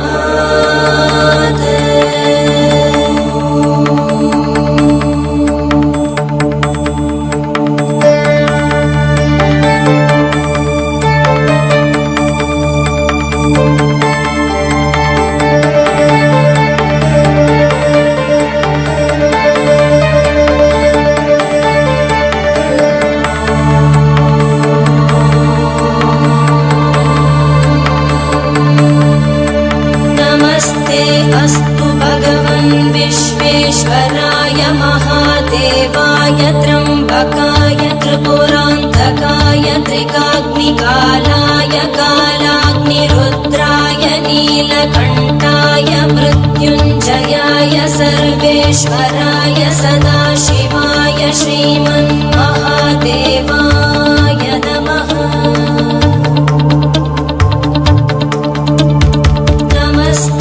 अस्तु भगवन् विश्वेश्वराय महादेवाय त्र्यम्बकाय त्रिपुरान्तकाय त्रिकाग्निकालाय कालाग्निरुद्राय नीलकण्ठाय मृत्युञ्जयाय सर्वेश्वराय सदाशिवाय श्रीमन्महादेवाय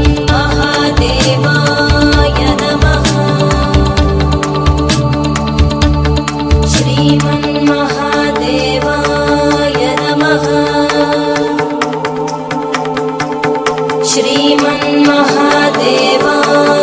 नमः। शान्ति शान्ति शान्तिः।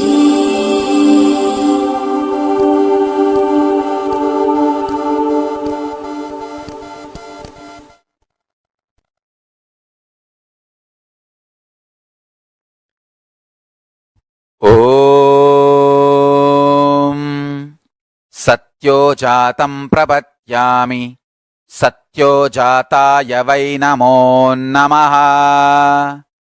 भवे भवे नाति भवे भवस्व मां भवोद्भवाय नमः।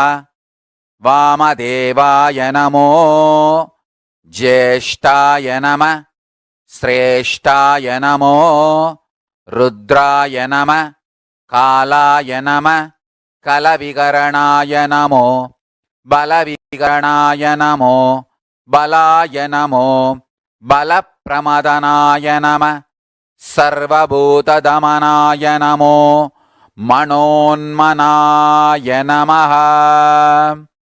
अकोरेभ्यो तकोरेभ्यो घोरघोरधरेभ्यः सर्वेभ्यो सर्वसर्वेभ्यो नमस्ते अस्तु रुद्ररूपेभ्यः तत्पुरुषाय विद्महे महादेवाय धीमहि तन्नो रुद्र प्रचोदयात्। ईशानः सर्वविद्यानाम् ईश्वरः सर्वभूतानां ब्रह्माधिपति ब्रह्मणोऽधिपतिर्ब्रह्मा शिवो मे अस्तु सदा शिवोम्।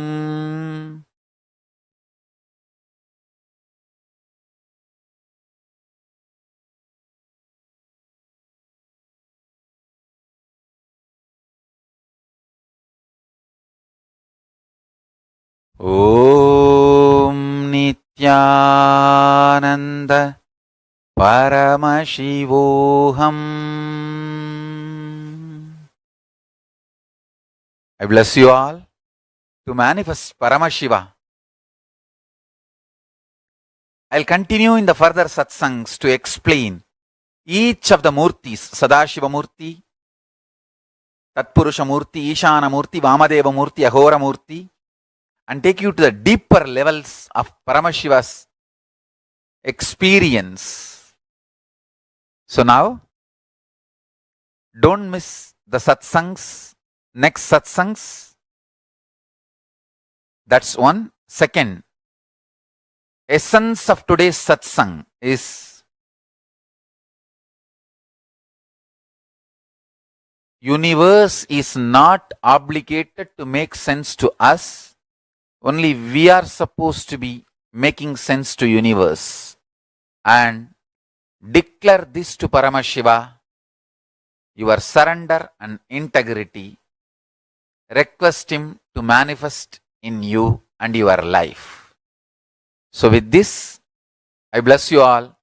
Let's all radiate with integrity, authenticity, responsibility, enriching, causing, living Shuddhatvaita Saivam, Paramashivoham, the eternal bliss, Nithyananda. Thank you. Be blissful.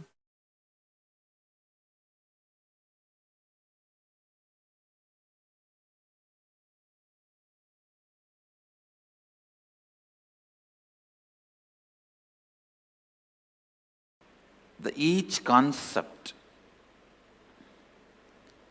it is said that by Vidya, the knowledge cognized from the right context of grasping the truth, consciousness and the superficial knowledge acquired from the wrong context of grabbing without cognizing the subtle truth, certainly a different result is achieved.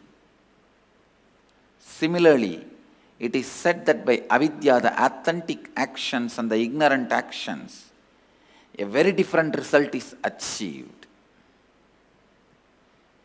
Thus, we have listened from those wise beings who explained that absolute principle to us. Listen.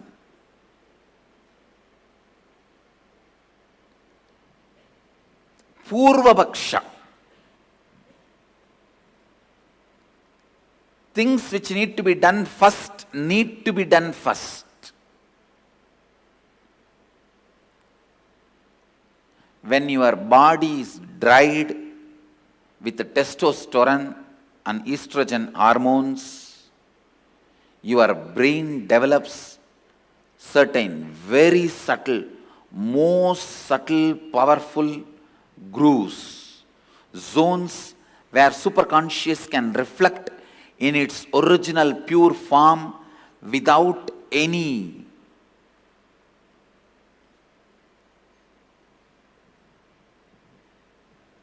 delusion, manipulation, interpretation, interference.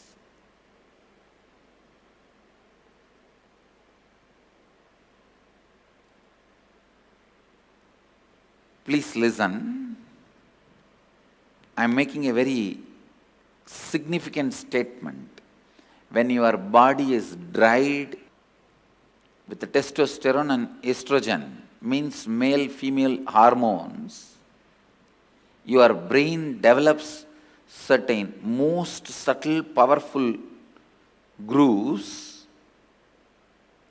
where the pure superconsciousness can reflect in its original form, in its original existence, the reflection is so pure, so authentic, it is as good as the original.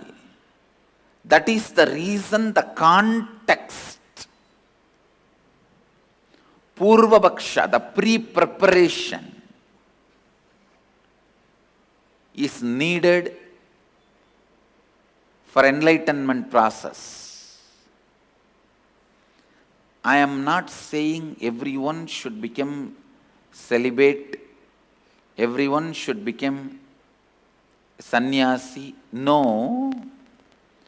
But when your seeking becomes very intense, when your whole body and mind boils with the seeking, automatically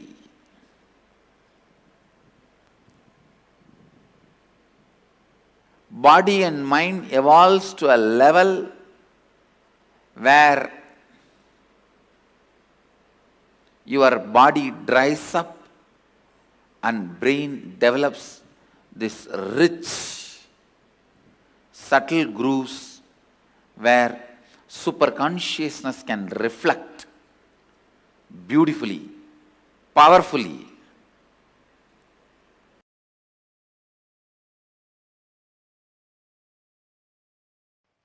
I wonder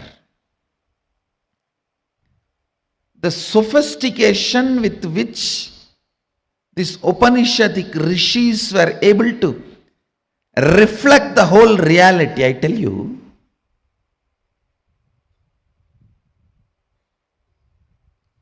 the detail with which they describe the stars and the planets in Vedas and Agamas, you will be shocked. Even I was wondering, how did they see? Unless you see, you can't pen down so detail, such detail. The biggest conspiracy done against Bharat is the Indian astronomy and astrology was not given its due respect and legitimacy, brushed aside in the name of myth and mythology.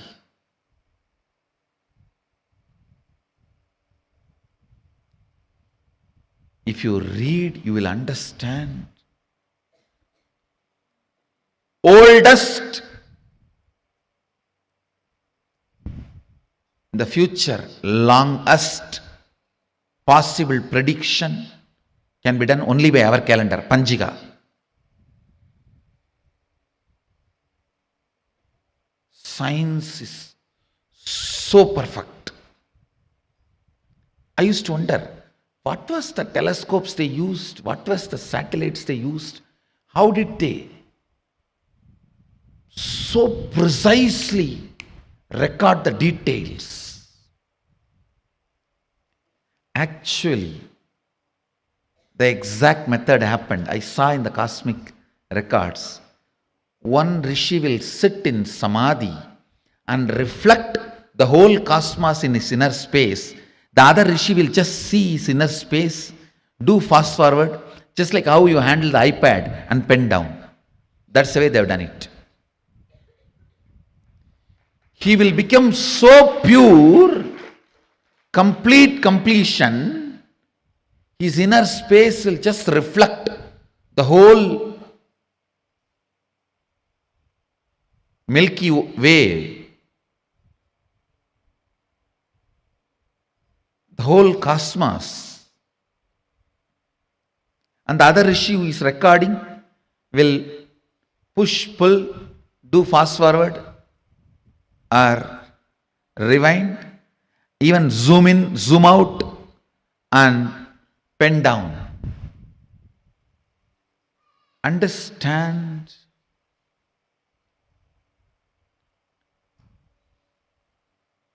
more and more your inner space gets into completion, more and more you will catch the sacred secrets about the source, cosmos. This question, by whom? Keneshitam.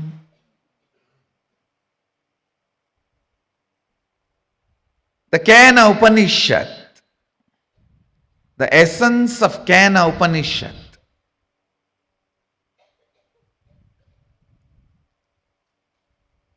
you can experience the essence if you make your inner space completely complete.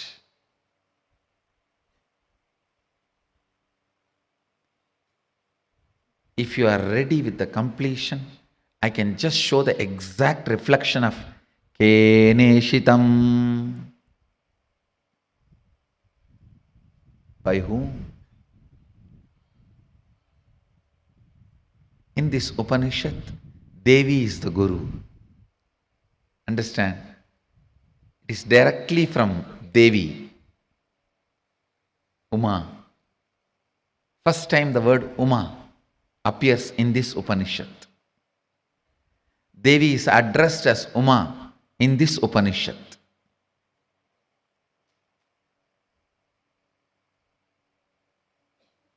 The word Ishvara, Isha, is used for Mahadeva in the first Upanishad.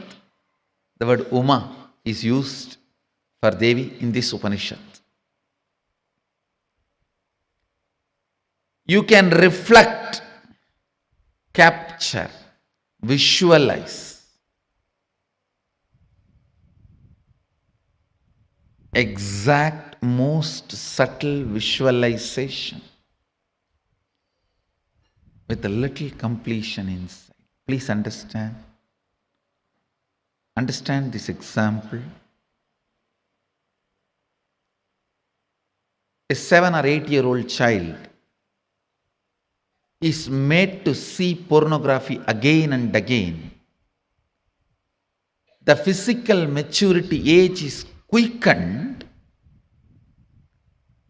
more than 70%, means the physical maturity, if it is supposed to happen at the age of 14, it is drastically brought down. By the age of 8, the body will be physically matured. If the body is made to visualize again and again the sexual action through pornography or some reminding, because whatever your brain visualizes, body becomes ready to it, make that into reality and experience. The brain makes that into your experience. That is why I say, if you want next generation to be sexually healthy, ban pornography. We always have a wrong idea. It is through porn next generation is going to enjoy the sex. No. It is going to be a big disease. If you want the next generation to have a healthy sexual life, ban pornography. Because that is going to reduce the age of physical maturity, which is going to drastically destroy the health of the next generation. Understand the truth I am trying to convey. Anything your brain can capture and enjoy, your life will make that into reality. If your brain can capture and enjoy the most subtlest understandings of cosmic sacred secrets and the spiritual powers, you will become just yogi, divya shariri. If you enjoy pornography, your body will be physically matured. If you enjoy the subtle powers, subtle understandings, simply your body will become Divya Shariri. You will become yogi, Bala yogi, Bala Sant.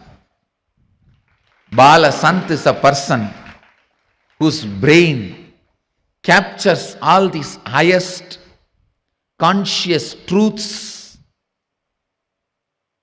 subtle truths while you are young.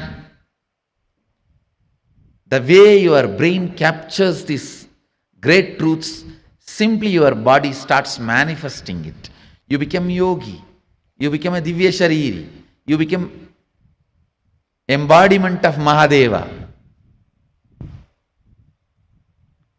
You become Bala Sant.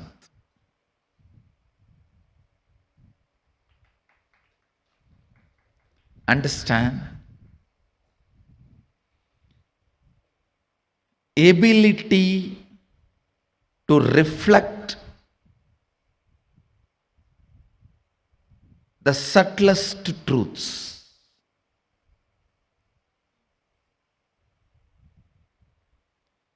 Ability to reflect the sacred understandings.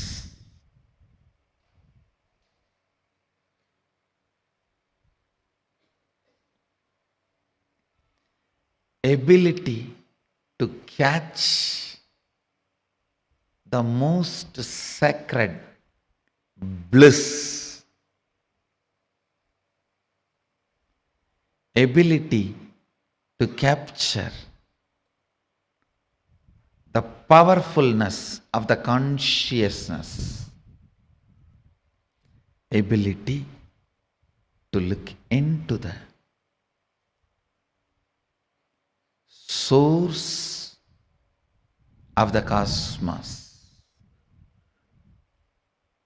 happens with tremendous completion and peace in the inner space. So before entering into this Upanishad, I request all of you today, spend time doing completion.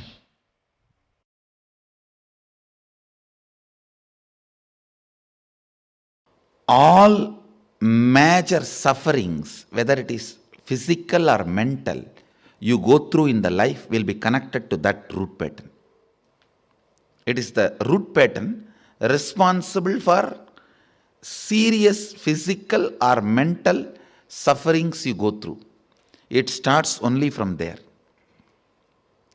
And blessed are those who complete with their root pattern when they are young or before it manifests as any serious disorder. How many below 30? Raise your hand. You guys are the real blessed. Real blessed. Because it will never manifest as any disease in you. It's killed. Means the poison is destroyed before it can damage any part of you. Of course, others also, poison is destroyed, but now I have to heal the parts which has already been damaged. The toxic mental setup which is already created, the subtle brain grooves get developed based on your thinking pattern. That needs to be completed. Means that work has to be done by tomorrow, next, the few sessions. Before 30, the strong grooves don't get developed. That is almost like a rangoli only. You can wipe it by ordinarily. But after 30, it's almost like they say in Guru Gita says, whatever Brahma writes with the hand, Guru wipes by leg. Brahma writes by hand, Guru wipes by leg. So this is the wiping I am supposed to do. The subtle grooves you develop in your brain with your toxic mental setup.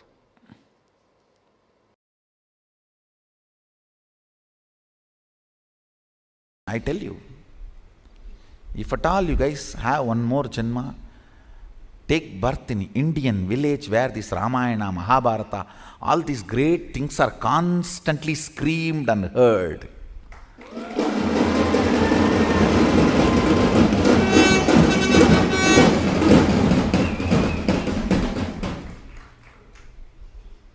That's the beauty of Tiruvannamalai, the village I was born and brought up. Every day some old man will have one free mic, some Purana in the temple. Kanda Purana, Shiva Purana, Ramayana, Mahabharata. Forcibly they will put some cosmic principle in your head. You cannot be in depression.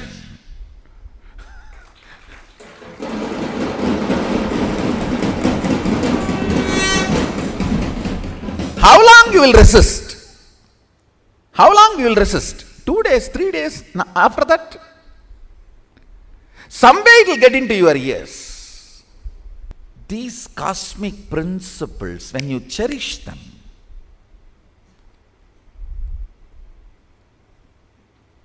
completely unconnected problems get solved.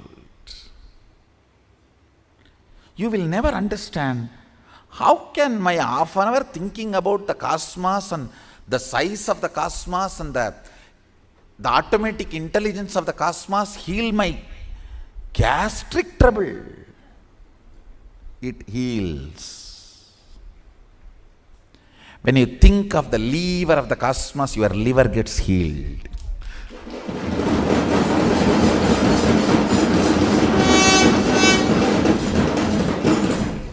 I tell you,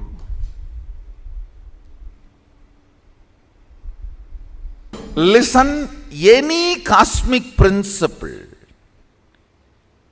you don't even need to seriously practice it. Just like a sipping cup of coffee, if you sip and very casually flirt with them, romance with them, those cosmic principles, you will see your third eye just goes up, zoom, and refueled. The whole third eye, thankful. Then you can run your life for quite a long time. Cherishing cosmic thought currents, cosmic principles, cosmic understandings. What Mahadeva talks about cosmology, how he introduces the principles of cosmos, how he introduces dharma, how he introduces the cognition, the individual cognition and the cosmic cognition, how he introduces the microscopic and telescopic understandings. Understand? The microscopic and telescopic understandings about the Brahmanda and Pindanda, macrocosm and microcosm. Even a simple cherishing fuels your third eye and you start manifesting powers. You may just sit and think about how many cosmos, Brahmanda, Bhuvana exists. By the time you open your eyes, your wealth problems would have been solved. I have seen this happening, understand. Logically you may not be able to connect at all. How come? I was thinking about that and this is solved. Because cosmic principles always iron out your blind spots of why you exist and how you exist. Why you want to exist and how you exist. That blind spots get cleared. That is what I call third eye opening.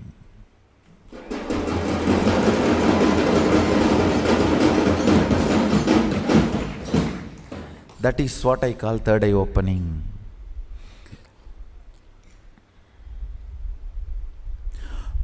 You want to exist for excellence, but you exist for some selfish attachment only to realize the hopelessness and emptiness of your so-called ignorant desires. Listen, I am not at all against the desires getting fulfilled, reality. I am only against you running behind something which can never be fulfilled. Or if it is fulfilled, it will be more dangerous to you. In the name of desire, you are running behind siren.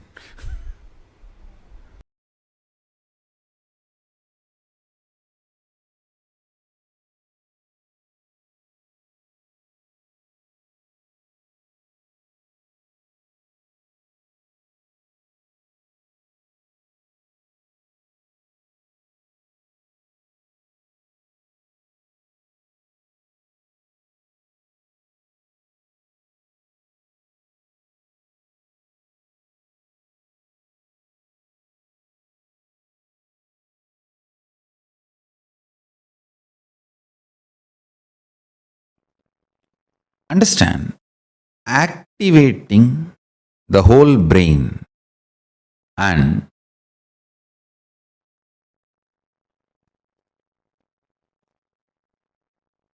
making all the non-mechanical parts of the brain active and alive is the field almost every religion, every philosophy, every branch of the science is enamored, working, researching.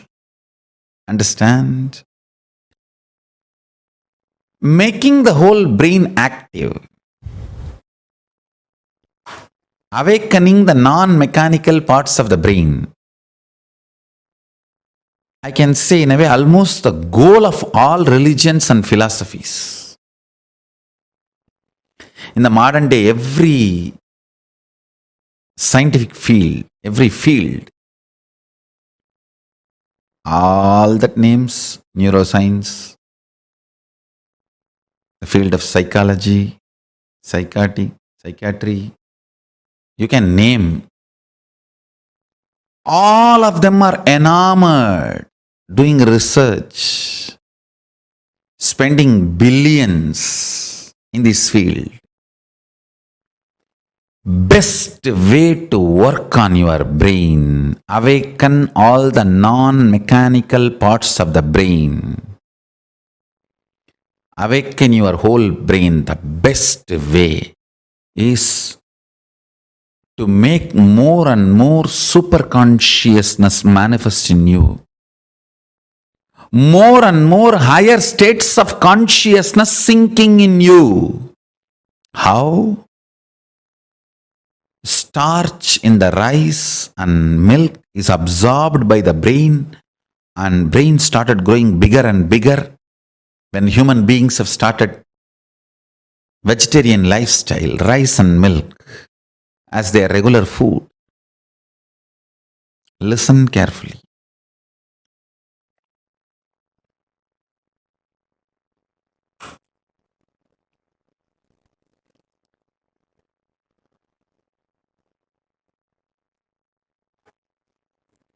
How brain absorbs the starch food from rice, starch from rice and milk. It absorbs super consciousness during the time of the puja. It awakens itself and all the non-mechanical parts of the brain starts working, becomes super brain. Brain becomes super brain when you feel, when you establish yourself with the oneness. Listen carefully. When you fall in tune with the oneness. I'll give you a very beautiful, precise method of oneness. Understand? The deep I you feel is actually Paramashiva. So decide, Paramashiva breathes in you and your individual breathing is too shallow. Your existence is Paramashiva. Your individual breathing is too shallow. So sit with that heavy presence of Paramashiva as you.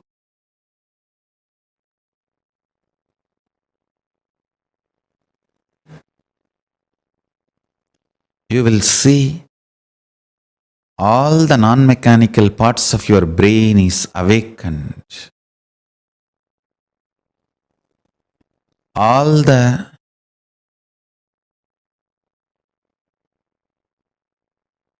brain cells are fully alive.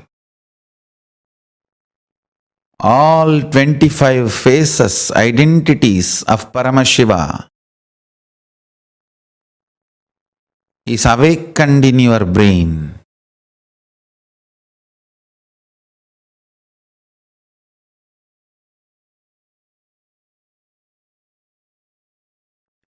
All the 11 dimensions are available to you. All the 5 aspects of Paramashiva manifest through you. His 25 head and 50 hands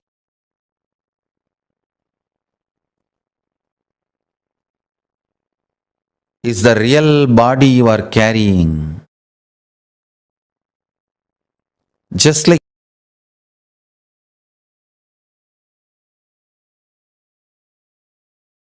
you are not aware of the tip of your hair,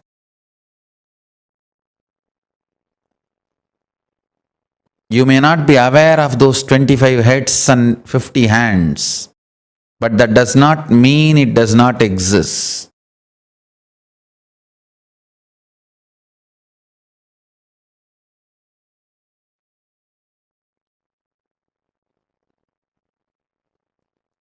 You may not be aware of the tip of your hair, that does not mean you don't have the hair. Same way, you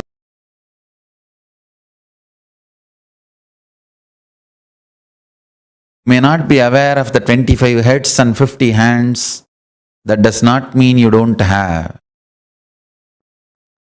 Remember to sit as Paramashiva and breathe life into your body.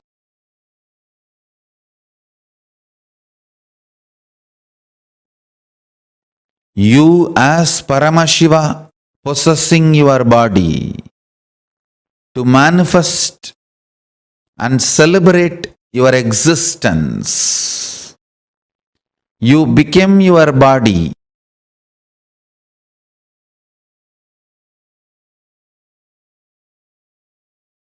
You as Paramashiva became your body. When you sit as Paramashiva with his 25 heads and 50 hands, be Paramashiva and own your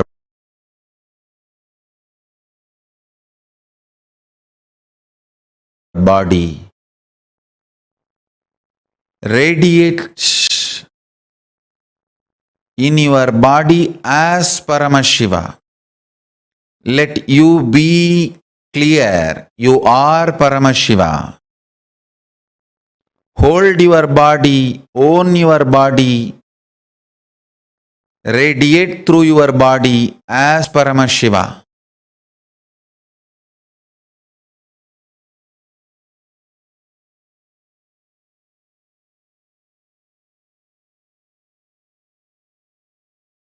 You will see your whole brain will become active.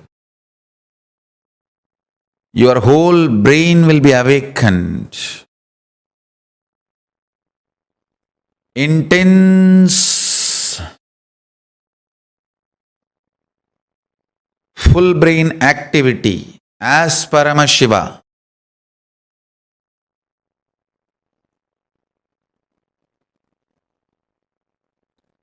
So much energy will be infused into your system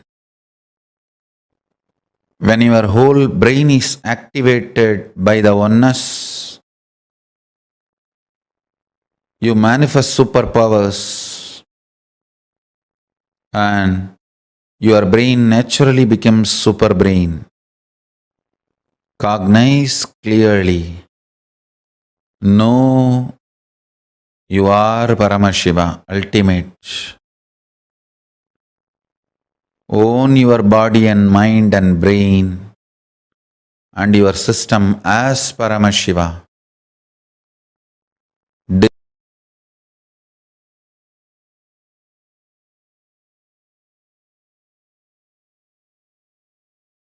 Decide to radiate through your body, brain, mind,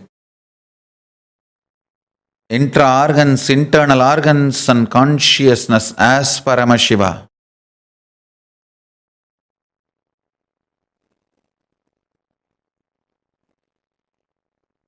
In your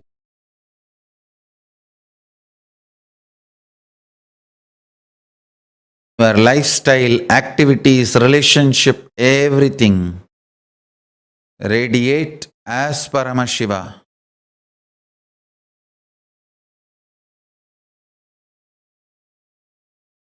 But I tell you, never before, never after, this multi-hero heroine story was built. Understand?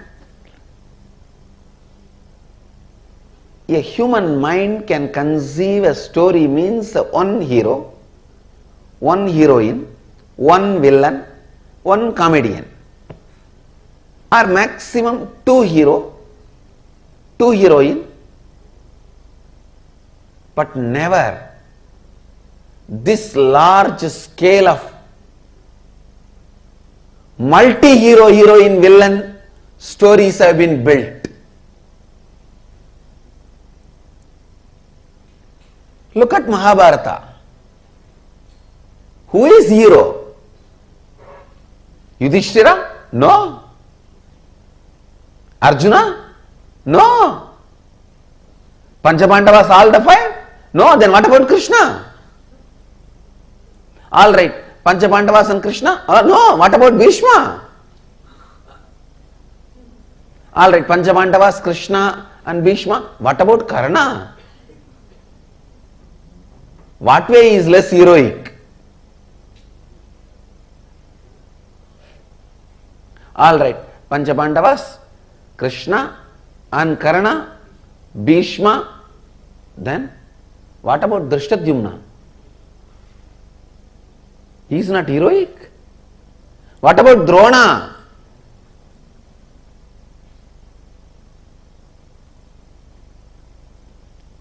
Drona's history can be a separate book.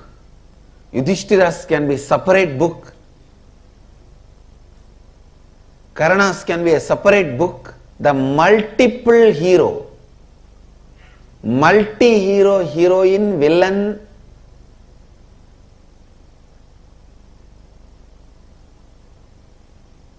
story which was never before or never after recorded so beautifully.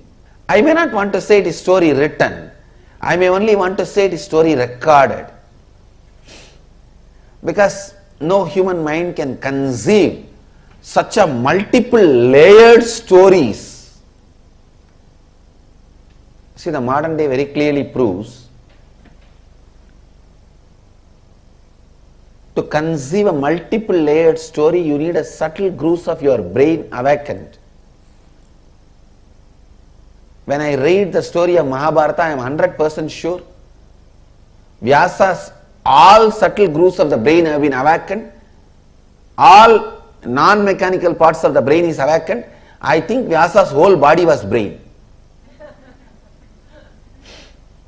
Because Each character, Shikandini, he builds the Shikandi's character for 3 births.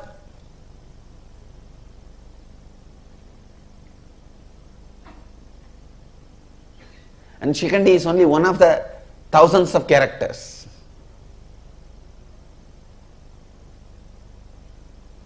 Who will you call as a hero? Who will you call as a villain? Can you say Shakuni is the villain? No. Then what about Duryodhana? Can you say Duryodhana is villain? Then what about Dushasana? Who has done more damage? If Dushasana and Duryodhana and Shakuni are villain, then what about Dhritarashtra? If Duryodhana, Dushasana, Dhritarashtra, if all of them are villain, what about Aswathama?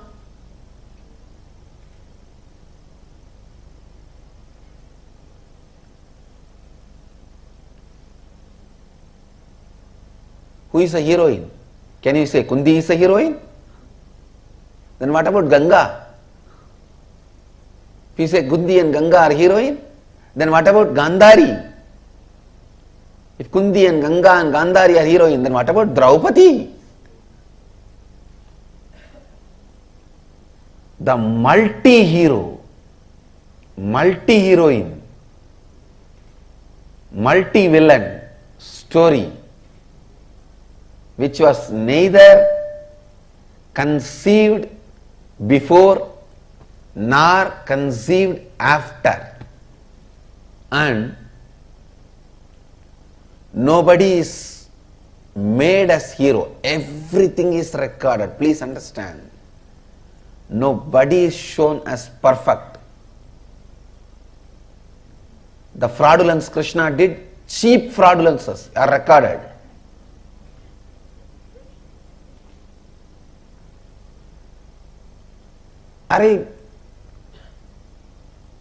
Krishna comes to know that on Amavasya day, if the war starts, Duryodhana is going to win, and this fellow goes to the Ganga and starts giving darpana. The sun and the moon, Surya and Chandra, they get surprised and they look, what is this? Why is Krishna giving darpana today? Today is not Amavasya. They both run to him and ask, oh Mahadeva, Bhagavan, why are you giving darpana today? Today is not Amavasya. Then Krishna looks at them and asks, what is the meaning of the Amavasya? They say, when sun and the moon meet, both of us meet. Krishna said, I already made you guys meet. Darpana is done, go. Amavasya. What a silly game for a Bhagavan to play. What a silly game for a Bhagavan to play. But I tell you, he is the greatest being.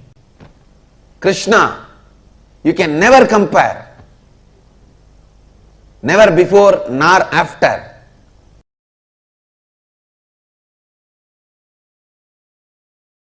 Swamiji, when you gave me the Agni Samyama initiation in Kumbh Mela, you said we'll be able to see inside. I was able to see inside. But now, in this last process, I was seeing things like the core of some planets and everything. And it's completely opposite to what we have all been led to believe in the modern thing. For example, for like Jupiter and all, I don't know why I saw. Actually, what I am saying, Guru, if you can see your brain, you can see the reflection of Guru. Yes. If you can see your throat, you can see the reflection of Rahu. That's exactly how If you can see your liver, you can see the reflection of Sun. Sunny. So each of the grahas are reflected on your organs and they instigate, guide. That is the way they influence and impact your life. My question is related to the length aspect as it pertains to artists. So traditional Indian artists can visualize an image and create it exactly in the form of a sculpture or painting. And even if they make 10,000 paintings, it will be exactly the same. Not like every time they make, it will be different each time and use a word like creative expression or something. They can reproduce it exactly the same. So are they able to do it because they remove the length aspect, and when they put I it should into say, from the young age they grow up, so the length aspect is not given much energy. Creativity and doing this repeatedly same thing is a unique to Hindu arts. Creativity and repetitively producing that. All our temple deities are handmade. You will see so much of similarity even though it is handmade, not machine made, handmade, but so much similarity you will see. Almost 90% will be same. There's a question on third eye. If the third eye can see that, which it can, and if it can see this also, then it can perceive what this and that the same way, Swamiji. Yes. And is that the space of oneness, Swamiji? I should say visual oneness. Actually, in the seeing you experience oneness, actual oneness is whatever you see, you will feel one with it. That is actual oneness.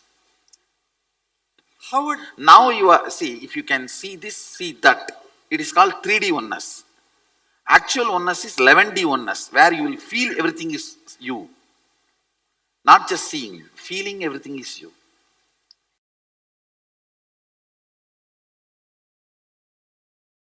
Ability to balance your being. Usually, we have some thoughts, it comes out of your brain and passes through your brain grooves and becomes a vibration in your body.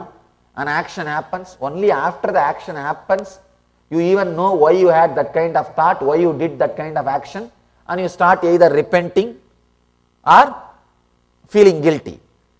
Virya means having the awareness and strength to catch the thought by the time it comes out, before even it passes through your brain grooves, before even it affects your decision making energy. The moment it starts, catch it there itself. The virya, ability to catch in the root itself.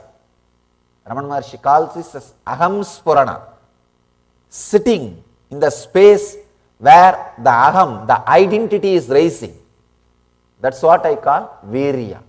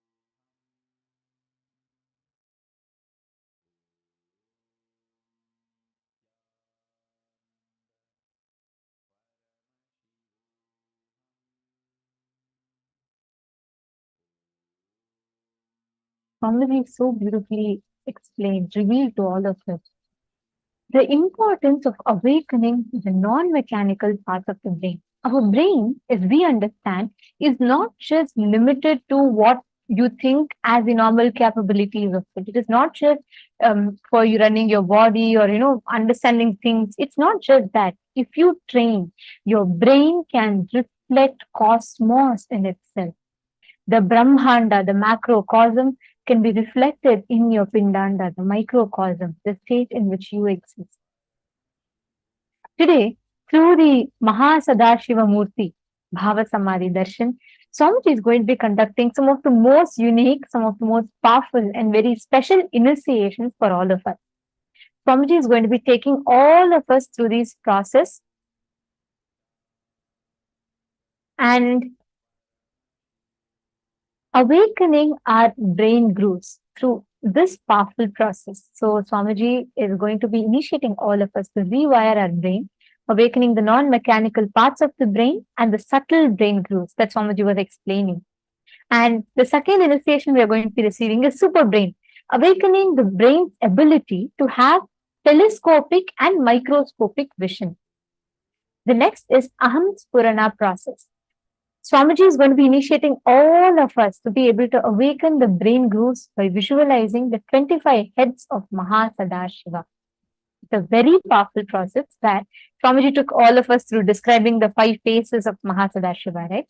In this process, Swamiji is going to be taking us through that visualization and awakening the brain grooves through this particular visualization process. And this is going to be a very, very powerful initiation. From morning till now, we've learned about conscious elasticity. We all understood about Shiva Vidya from the Mrigendragama. Then we understood about how you can rewire your brain. We also understood about how you can train your brain to reflect the cosmos and how we can awaken super brain through superpowers. So all of these are the topics that we covered from morning till now. Now, the time has come for all of us to get ready to receive this very, very powerful, profound initiation from Swamiji. How many of you are ready for, excited and ready for today's initiation? Put in the chat.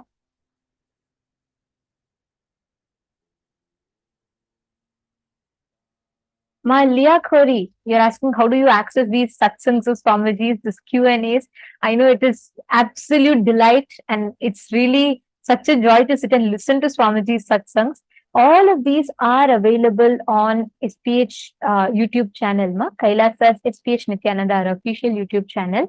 So you can subscribe there and you will have multiple playlists, especially Inner Awakening is a separate playlist there. And you'll also see question and answers as individual playlists available on the YouTube channel. And we will also send you this link today as a part of your homework. You would also be receiving these links, so you can enjoy these satsangs. Okay, so now I see so many yes. Oh my God, all the chat is flooded with yes. I know you're all very excited. Now it is time for us to get ready. Can I request all of you to settle down in front of the cameras? Please have your Atma Murtis behind you. Ma Kemi, it is very nice to see the beautiful little temple and the setup of your Atma Murti. It's very nice. And very nice to see you sitting in a traditional sari. Actually, we recommend every one of you, when you sit for initiation, sit in a traditional attire. That enhances your experience of the initiation even more. So you all can have your Atma Murti. Keep some offering of food. Yes, Ma Veralushi Agostina, I can see your Atma Murti as well.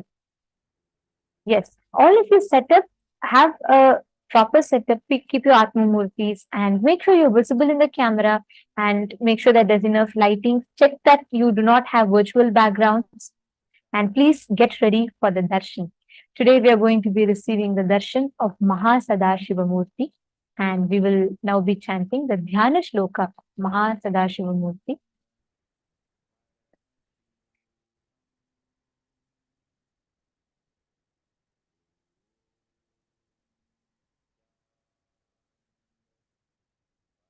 Sri Mahakailasamurti Dhyanam Shrunu Tat Brahmana Sarve Guhyat Guhyataram Param Asti Melorudhadbhage Mahan Kailasa Parvataha Sambasya Sagunasyayam Sabhaktasyendu Maulinaha Samvaso Yojananam Cha Vimshat Kotibhirayataha औनत्यमेतद्विगुणमत्यज्ञेयं द्विजोत्तमाः नवरत्नमयं तस्य मध्ये शिखरमुत्तमम् तत्रालयो महेशस्य नानारत्नविचित्रतः प्रकार गोपुरोट्टालवलभीभिर्विराजितः तथा सिंहासने तत्र महाशम्भुः सदाशिवः प्रफुल्लकमुलोल्लास पञ्चविंशन्मुखोज्ज्वलः धृतनानायुधद्भेदास् पञ्चाशत्करमण्डितः पुल्लरक्ताम्बुजातात श्रीबाह्वं प्रियगुलोज्ज्वलः विचित्ररत्नकीचितभूषणैरपि भूषितः अनेककोटिसूर्याभः परमानन्दविग्रहः अप्राकृततनुः श्रीमान् लक्ष्यलक्षणवर्जितः यतो वाचो निवर्तन्ते अप्राप्य मनसा सह गङ्गाश्रयजटाजूटश्चन्द्रशेखाविभूषितः भस्मोद्धूलि सर्वाङ्गो व्यालयज्ञोपवीतवान् कपालमालाधारी च व्याघ्रचर्माम्बरावृतः प्रतिवक्त्रं त्रिनयनो भक्तसर्वार्थसिद्धिः प्रसार्य दक्षिणं पादं कुञ्चयित्वेत्तरं पदम् अभयं चक्रशूले च टङ्कबाणौ गदाम्बुजे खड्गतोमरशक्तिश्च परशुप्रासपन्नगान् हल्लाङ्कुशाक्षमालाश्च छूरिकाध्वजदण्डकौ वज्रकुन्तांसिताधंश्च क्रकंश्च भिण्डिवालकम् पञ्चविंशतिबाहाभिर्दधो नो दक्षिणै शुभैः वरचापौ मृगं शङ्खं खेटपाशापरश्वधान् मुद्गरं डमरुं घण्टां रुद्रवीणां च पुस्तकम् कपालमुण्डखट्वाङ्गं भुशुण्डी परिघानपि फलकं फट्टसंवेत्रं कमण्डलुहुताशनौ कर्तरीमुसलं पिञ्छं बिभ्रं द्वामैस्तथाकरैः महान् सदाशिवस्योऽयं राजते तत्र पर्वते. This beautiful chant describes to us in great detail about Mahasadashiva, the cosmic form in which Paramashiva resides, performing the Panchakritya, the 5 faces of Paramashiva and the 5 phases of Paramashiva. Now, let us all prepare ourselves. Let us all get ready to receive these extraordinary initiations. And when we prepare for initiation, right, whenever we are receiving these extraordinary initiations, it's not just like a metaphysical process that happens. It's extremely physical. Like you can actually feel the energy, you can experience the changes physically in your system, and they are tangible. And the power these would directly impact in your day-to-day life. Like you would be able to observe the changes happening in your physical body, as well as that reflecting in the very quality of your life being enhanced. And these are not limited to the, it's not limited to just the way we see or experience reality alone, but how you can tap into your own higher potential or higher possibilities of yourself. Now, to tell you all about today's initiation, we are going to share with you all one very beautiful happening from Swamiji's life to prepare us for the initiation, to receive the initiation. So we all know our brain, we've all trained our brain very well. Like from the time you wake up in the morning, taking automatically without much of your conscious intervention, let's say, your brain automatically heads to the bathroom, it starts with a shower. You don't even need to train your brain. Your brain is programmed in such a way.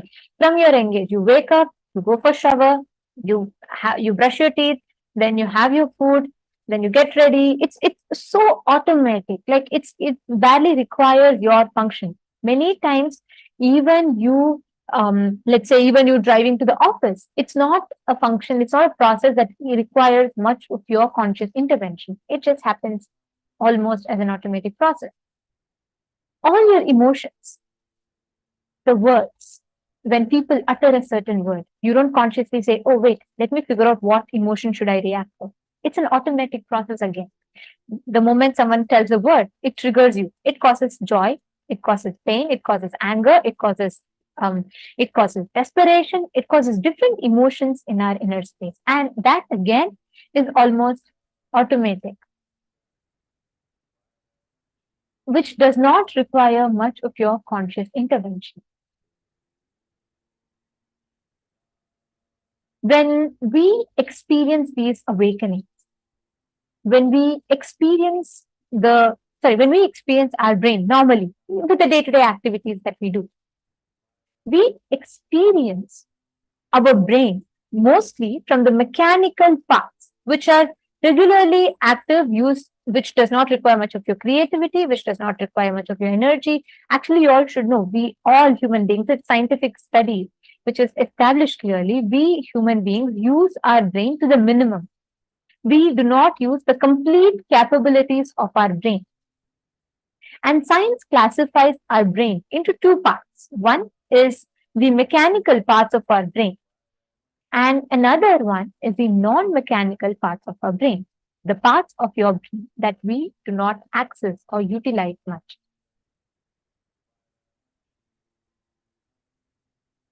Now, today's initiation is going to be awakening your non-mechanical parts of the brain.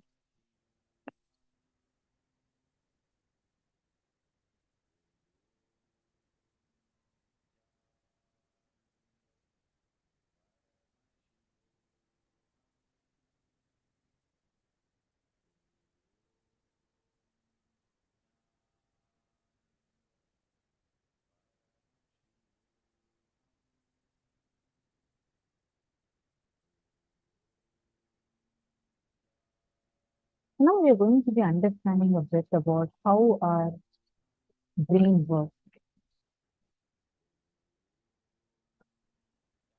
See, the way how our brain functions, whether the kind of activities that you are doing or like the patterns that you are developing, everything, all these are developed based on some cutting, based on the grooves that are there in your brain. Now, for this, we need to understand how, when we say that you're perceiving something, your brain is giving you a command, how exactly is this process happening in us? We need to understand that. Actually, there's a beautiful study called as the neuroplasticity. It's a field of science where your brain is studied, how your brain functions is studied. And the neurologists have identified that there's a very clear structure that exists within our brain, which corresponds to the kind of thought and the behavioral sense that we are having. And these are decided based upon the neurons that are there in our brain. Neurons are the small nerve cells that are there in our brain, and they fire. Like, for example, right now you're blinking, you're listening, you're cognizing. All of these are happening with these tiny little nerve cells called as neurons that are there in our brain and are sending the information through electrical impulses. And these informations are sent through trillions and trillions of neurons within our brain. Now, if you see, like, for example, this particular thing that you're seeing is called as it's the zoomed in version of a single connection between one neuron to the other. And this connection is called as a synapse. We're going to just understand few basics so that we understand what we are going to be receiving in today's session. So every time an information, let's say you have to blink, so your brain sends a command to your eyes to say blink. Just for that one command should be transmitted. Your brain sends a signal to certain nerve cells, and each nerve cell passes the information to another in this form. So this is called as a synapse. This synapses, when multiple such synapses happen, every time your neurons fire, they create something called as a brain groove, like a channel, pathway. Which is why every time you start brushing your teeth, you are not aware of it. Like first when you were a child, you started doing the process. At that time, the first few times you might have been conscious of what you're doing. But as and when it became a regular practice, the neural pathways or the brain grooves have become so strong that even unconsciously, like you just wake up half asleep and you go to the bathroom and you are able to brush, your hands automatically move. Same thing when you just get into the car, you're able to drive to the office. Only after you go and land, you will realize that, oh God, I've already arrived. How is this possible? Because our brain, in those regions, those areas, it has now become so strong. Like the channels become so strong, the grooves become so strong that automatically the information gets sent without even your consciousness. Now, knowing this, we need to first understand this wiring of the brain affects the way we exist. Like for example, we are discussing about, okay, I have patterns, I have this incompletion, that incompletion. How do I get rid of this? Now, all of these are sitting as those brain grooves inside of, meaning there are like this trillions of nerve connections within your brain. And certain nerve connections, the neural connections, the neural pathways, which have been connected to send that message to your cells or to your motor neuron for certain functionalities to execute, like some patterns that you have, like some obsessive compulsive patterns that you have. All of these are recorded in this map. And today, Swamiji is going to be removing these connections, the wrong connections that you are having, and Swamiji is going to be rewiring our brain. So if I have to put it in other words, most of the patterns that we build, almost all of them require a lot of effort from our side to break, is it not? Let's take, for example, your addictions or your habits that you really want to get rid of. There are two ways. One, you can change it. Yes, that's a good news. You can change it. But for you to put your conscious effort every single day, you have to undo the actions that you did. And you have to create a new neuron to discard the old synapse so that your brain can receive a new command and it can start building practice. But unfortunately, for people who have built it over the years, like 30, 40 years, it is going to take quite a bit of time for you to train yourself out of it. But there's another way, a very quick, fast, and the most powerful way you can do it, where an avatar intervenes and he initiates, awakens your brain's ability to reflect the cosmos. He simply just awakens the whole brain through the initiation, which automatically discards all the patterns and incompletions. Whenever Swamiji blesses us saying, I am liberating you from all the patterns now, he is talking about those hundreds of, millions of neurons, the neural connections in our brain, which is sitting inside us as patterns and which makes us do the same mistakes over and over and over again and again unconsciously. Now let's understand this in comparison with river land. Now a river land, when in a land, as the water keeps coming, what will happen? The land gets more and more deeper. The river land gets deeper and deeper. And the river, more and more water keeps getting added, the river becomes more strong. Now, let us say the river connection is just stopped. What happens next? Like let's say you put a dam and you change the water course. You don't need to do something separate for this river to stop. Once you cut off the source, slowly this will just dry up and no more this channel will exist. Same thing. Now visualize this as your brain. The neural pathways, whichever you feel as wrong neural connections, Swamiji will just remove, like just put a dam and divert your energy away from patterns like self-sabotaging patterns, victimhood patterns, all of these. And you would be completely free of it without even you to think of separation first. And that is why darshan alters the very neuroplasticity of your brain.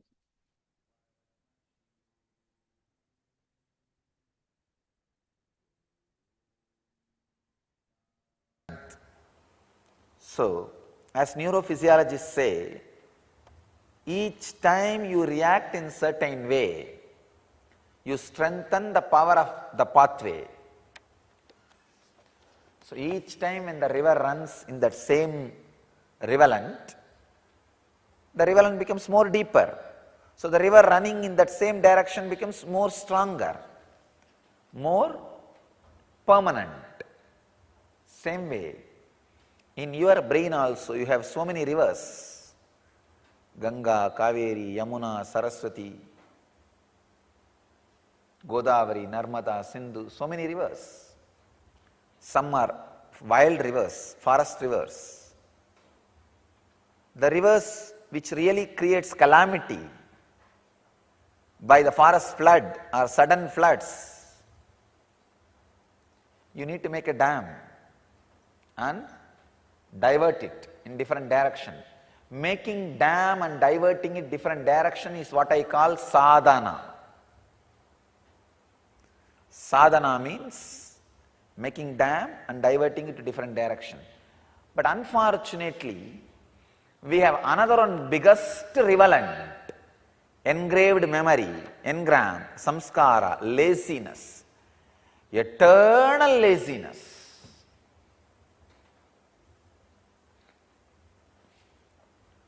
One of the biggest engram.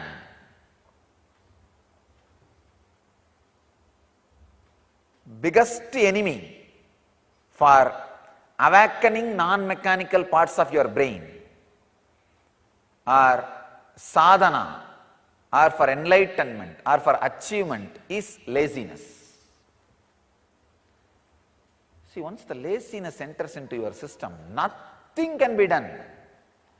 Any big idea, tomorrow. Good idea, great. But you see, tomorrow is a good day to start.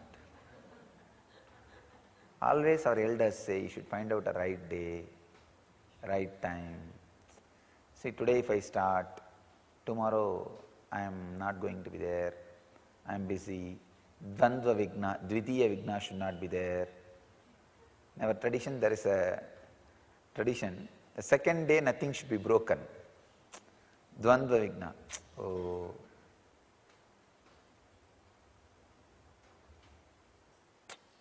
Second day it should not be broken. Dvitiya vigna. So I'll start maybe day after tomorrow. Laziness is maya, nothing else. So understand, no sympathy towards laziness is a demon. So, no question of allowing laziness. The first lesson in Zen they teach is the awakening your whole system, breaking the laziness pattern. Because the whole Zen is based on silent sitting. You can very easily slip into laziness in the name of silent sitting. So the very word Zen means dhyan. Zazen means sitting. You can very easily slip into laziness in the name of silent sitting. So you can very easily slip into that laziness in the name of samadhi. No. Zen first breaks that lazy mental setup. You need to break the lazy mental setup to work on this engrams and create the new awakened lifestyle. Zen monasteries, they have a tradition. Even the master, who is the head of the monastery, will not have food if he does not work for that particular hours. They have the system of 8 hours of working. Even I created that system from the Zen only. The 8 hours physically you need to work. 8 hours mentally you need to work. Means sadhana or some other teaching, learning. See, a teacher works 8 hours mentally when he teaches. Disciples work 8 hours mentally when they learn. So 8 hours of physical work, 8 hours of mental work. Naturally the 8 hours you will rest in consciousness. There will not be any unexhausted engrams. So the sleep will be deep sleep. Only when you don't work 8 hours physically, 8 hours mentally, you will have a stressed sleep, disturbed sleep, disturbed memory, disturbed mental setup. You will not feel really as you slept. So I tell you, laziness is one of the worst engram. It is not even engram, it's almost like a breathing. That's why just yesterday I decided, anybody who leaves the ashram due to laziness engram, I have decided I will not accept them anymore back. No question of coming back. If they leave because of any other engram, maybe lust, they can go and get married and suffer in few years and come back, no problem. They will understand the lesson, it's too costly. They can come back. If they have the anger, then they can leave. And because in the society, when you express your anger, you will be getting nicely beaten. That mental setup will be broken. They can come back. Or if you have greed, then you can go and learn the lessons of the greed engram. What you need to do and you need not do. If you want to come back, come back. But if there is a lazy engram, laziness engram, and if they leave, nothing can be done.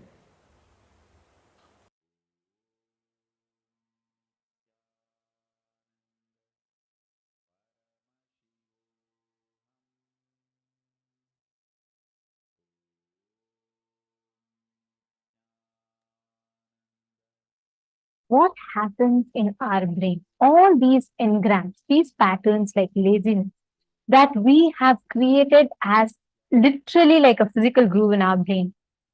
Swamiji completely is rewiring them, and Swamiji is awakening us to that highest capability of ourselves, what me, you, all of us can experience. And we all can see that during the initiation, when we receive these initiations from Swamiji, we are all literally being given the energy, like let's say supply, to completely discard all the old patterns that we create for ourselves, that we are struggling with, that we are suffering with, some to break free from. So just through this initiation, Swamiji is going to be completely awakening our whole brain. This initiation is going to be directly working on our brain grooves, awakening our whole brain, activating our whole thing. So that is a speciality of today's initiation. Now, we all know everything Swamiji tells is extremely scientific, because creating a physical change in your brain, ability to alter the brain waves, the brain patterns is possible. And this has been established once again, even scientifically as well. Just by the divine intervention, it is possible for you to change the frequency in which you exist. And each of us can experience these tremendous phenomenal changes in us just through initiation. So today, when Swamiji is going to be giving us this initiation, Swamiji is going to first, like we learned about awakening the super brain, the superpower, right, in the previous set. And then Swamiji also explained to us about what is rewiring Your of brain. brain. And Swamiji had explained to us about how the brain actually functions.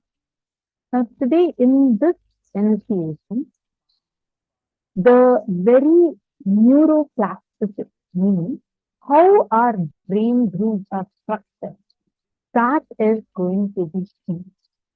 So let's all get ready for the initiation. Request all of you to take a few minutes and quickly get your Panchapachara Puja items and settle down. Now we are going to be entering into the session.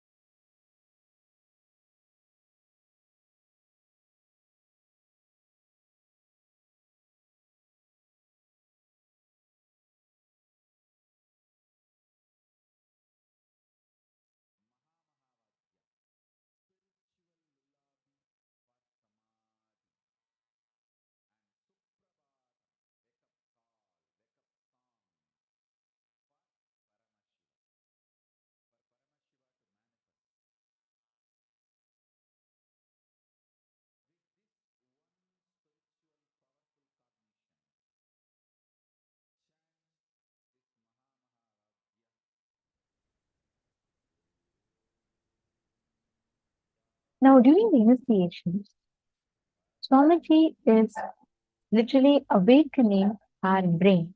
There's a very interesting process of how this happens.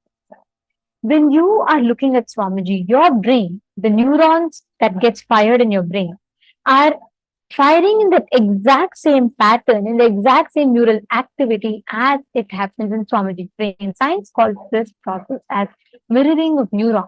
And it is exactly through this process, what we call in Hinduism as Shakti Pada, you reflect, your brain reflects the exact process. The avatar can transmit the frequency that he exists in into us. Literally, Swamiji can raise our frequency that we exist in. And this was established scientifically in a groundbreaking research that was conducted on Swamiji himself. Dr. William Collins, a leading researcher and practicing neurosurgeon at St. Louis, had requested Swamiji to study Swamiji's brain, and he wanted to study a patient's brain as well as Swamiji's brain while Swamiji is giving healing. And Swamiji readily agreed to this. Actually, Swamiji has done many amazing scientific researches and studies to show how Sanatana Hindu Dharma is real and has established all these powers and the initiations scientifically. We are going to be sending that book as a gift for all of you. Now, so this was one such experiment. This happened in the year 2005, April 2005. And Swamiji readily agreed to this. Dr. Collins was amazed at what the results had been recorded. So on the 14th of April, Swamiji had met with Dr. Collins, and it was at his office in the Washington University. And Dr. Collins wanted to measure and analyze Swamiji's and the patient's brain pattern during the healing that one of the particular participant was receiving. So here, in this case, the subject who was receiving the healing was the doctor's very own son, David. And this son had met with an accident about 10 years ago, and he had lost his motor neuron sensor. Therefore, he was not able to talk, he was not able to walk, he was not able to move, communicate, or perform normally. And his communication was just through his eyes. So that was the situation with David. And this was the doctor's son. And Swamiji was going to heal the son, David, and the study was going to be recording what was happening in Swamiji's brain and what was happening in David's brain. And this was happening in 4 different phases. So the 4 main states in which the brain readings of Swamiji's and David's were recorded and compared. So the 4 states were, first one where they were just sitting normally. Second was when Swamiji was in the meditative space, in the space of Samadhi. Third was when Swamiji was healing, directing the energy towards David, the subject here.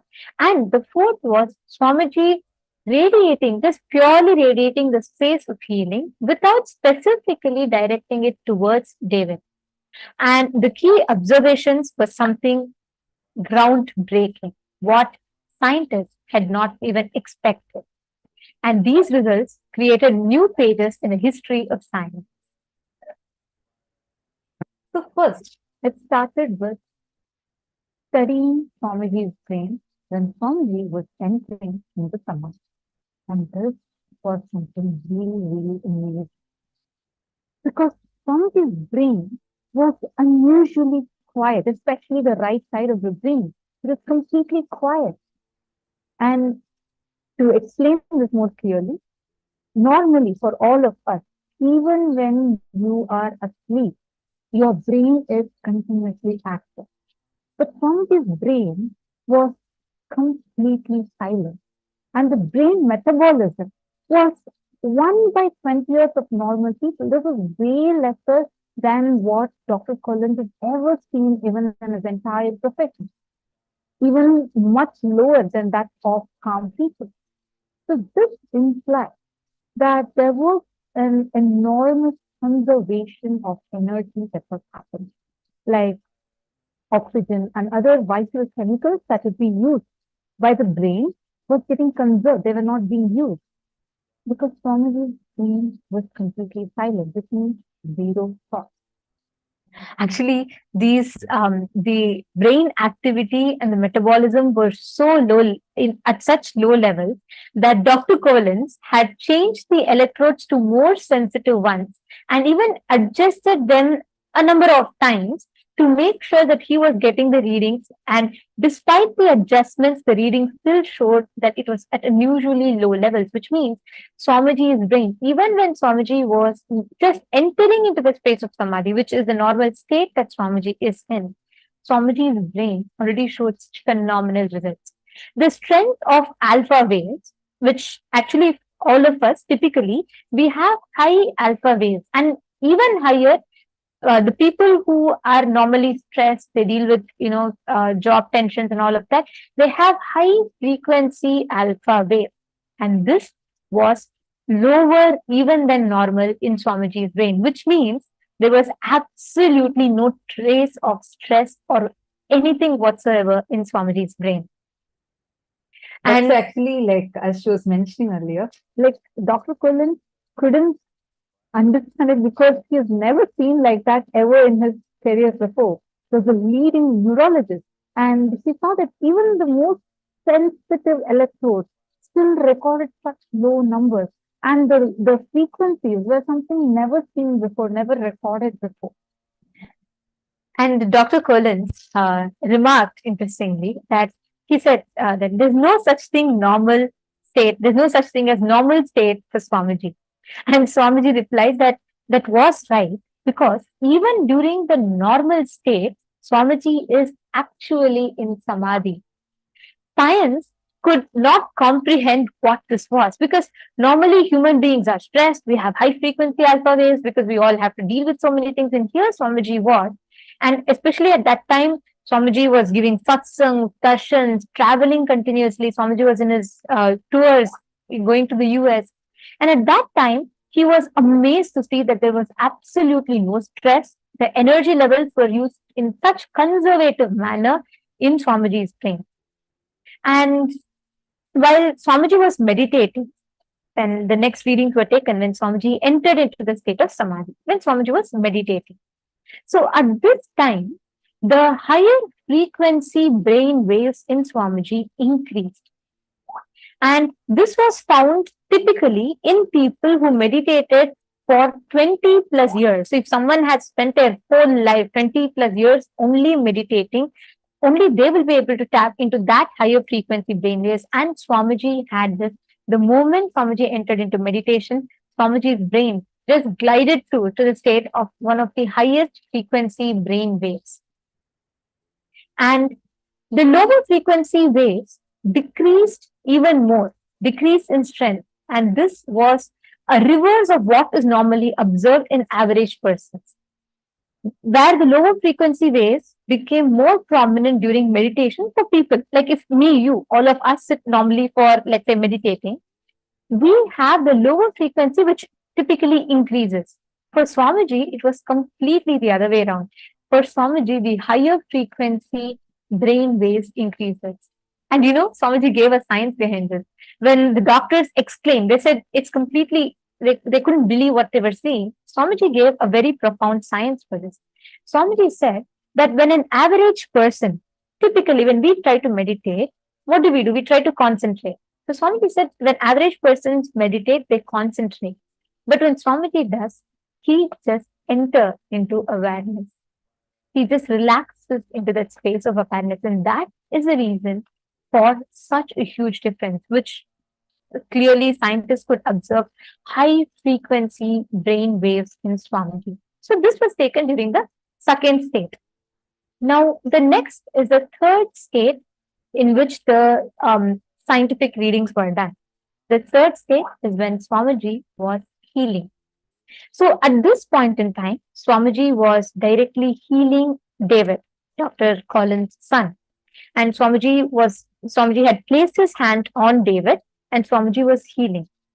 And when Swamiji was healing, Dr. Collins noted that Swamiji's brain readings were dramatically different, which means the right side of Swamiji's brain became much more active. You all should know. There are so many scientific researchers, all of them working into trying to see how we can activate the whole right side of the brain, because we, on our average lifespan of, let's say, about 50 to 60 years, we use right brain. The activities, the percentage of activities that we use right brain for is very, very low. It's a negligible amount because it is extremely less. And here, Swamiji's right brain was completely active. And the difference between the right side and the left sides were clearly visible. Like Dr. Collins in his research found out that the right hemisphere, that is a part which does the global thinking and rapid processing. And that was highly active for Swamiji when Swamiji was transmitting the healing energy. Let's say, like whatever takes the left brain several minutes to process, the right brain will process it in half a second. So the right side is hundreds of times faster than the left brain. So Swamiji's right brain was much more active than compared to the left. And one interesting fact that Dr. Collins had noted was that right brain is also in the timeless zone, which means the right brain does not cognize the concept of time. And Swamiji's brain was exactly in that frequency. His whole right brain was active and it was functioning such a speed when Swamiji was transmitting the energy of healing to the subject who was receiving it.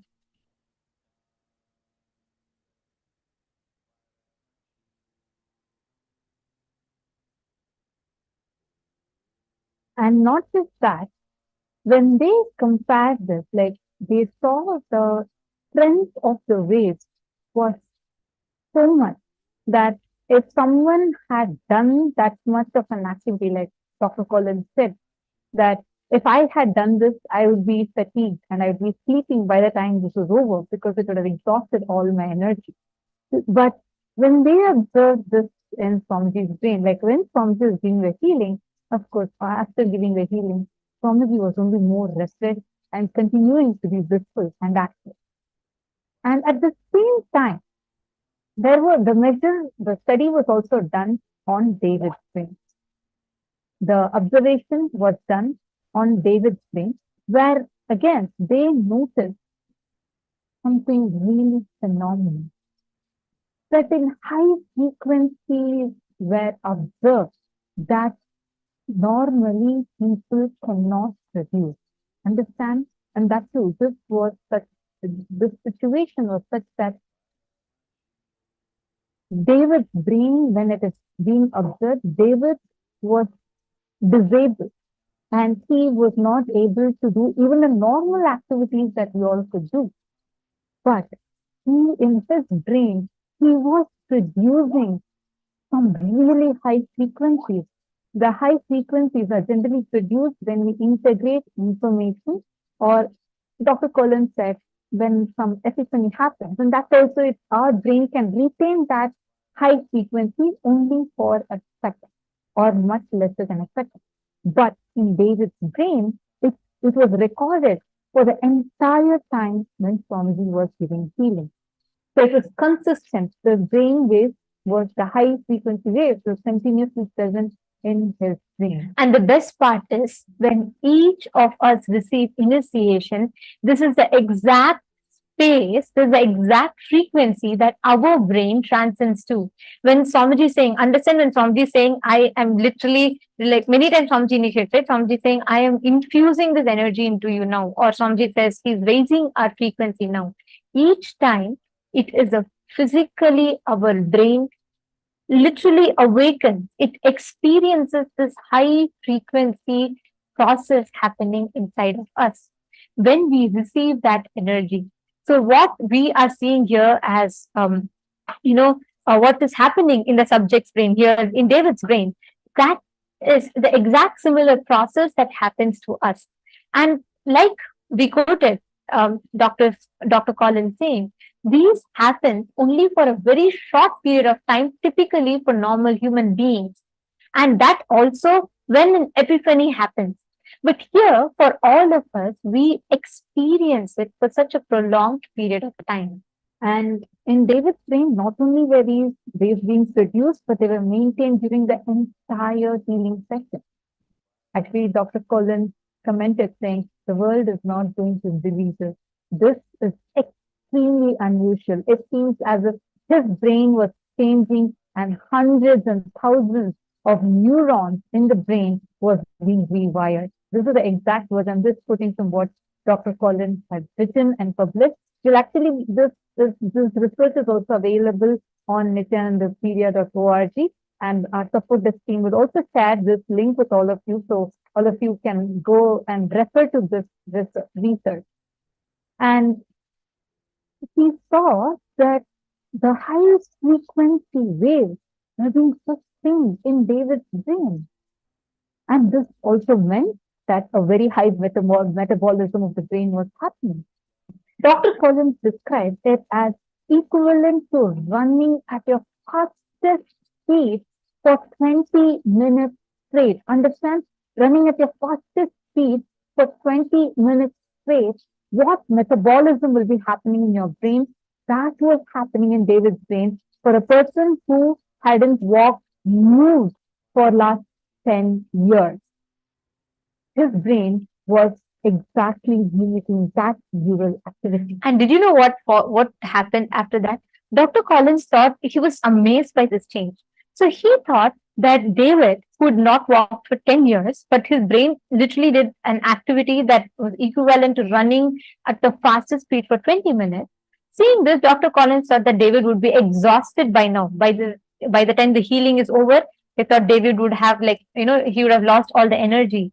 But on the contrary, right after the healing, David said that he felt so energized. He wanted to go for a walk. He said he felt so refreshed. Understand, when we receive the healing, literally our whole brain is awakened. When we receive the healing, this is the exact change. When we receive the initiation itself, here it is just one person, and we can see the research, the results of which has astounded the scientists. And this is the exact experience that we are going to be receiving through the initiation. Swamiji is literally going to be rewiring our brain, awakening our brain grooves, making us experience the highest frequency. And literally, like what we saw now, is just a glimpse of it. We are going to be experiencing this exact same state. So get ready to awaken your whole brain.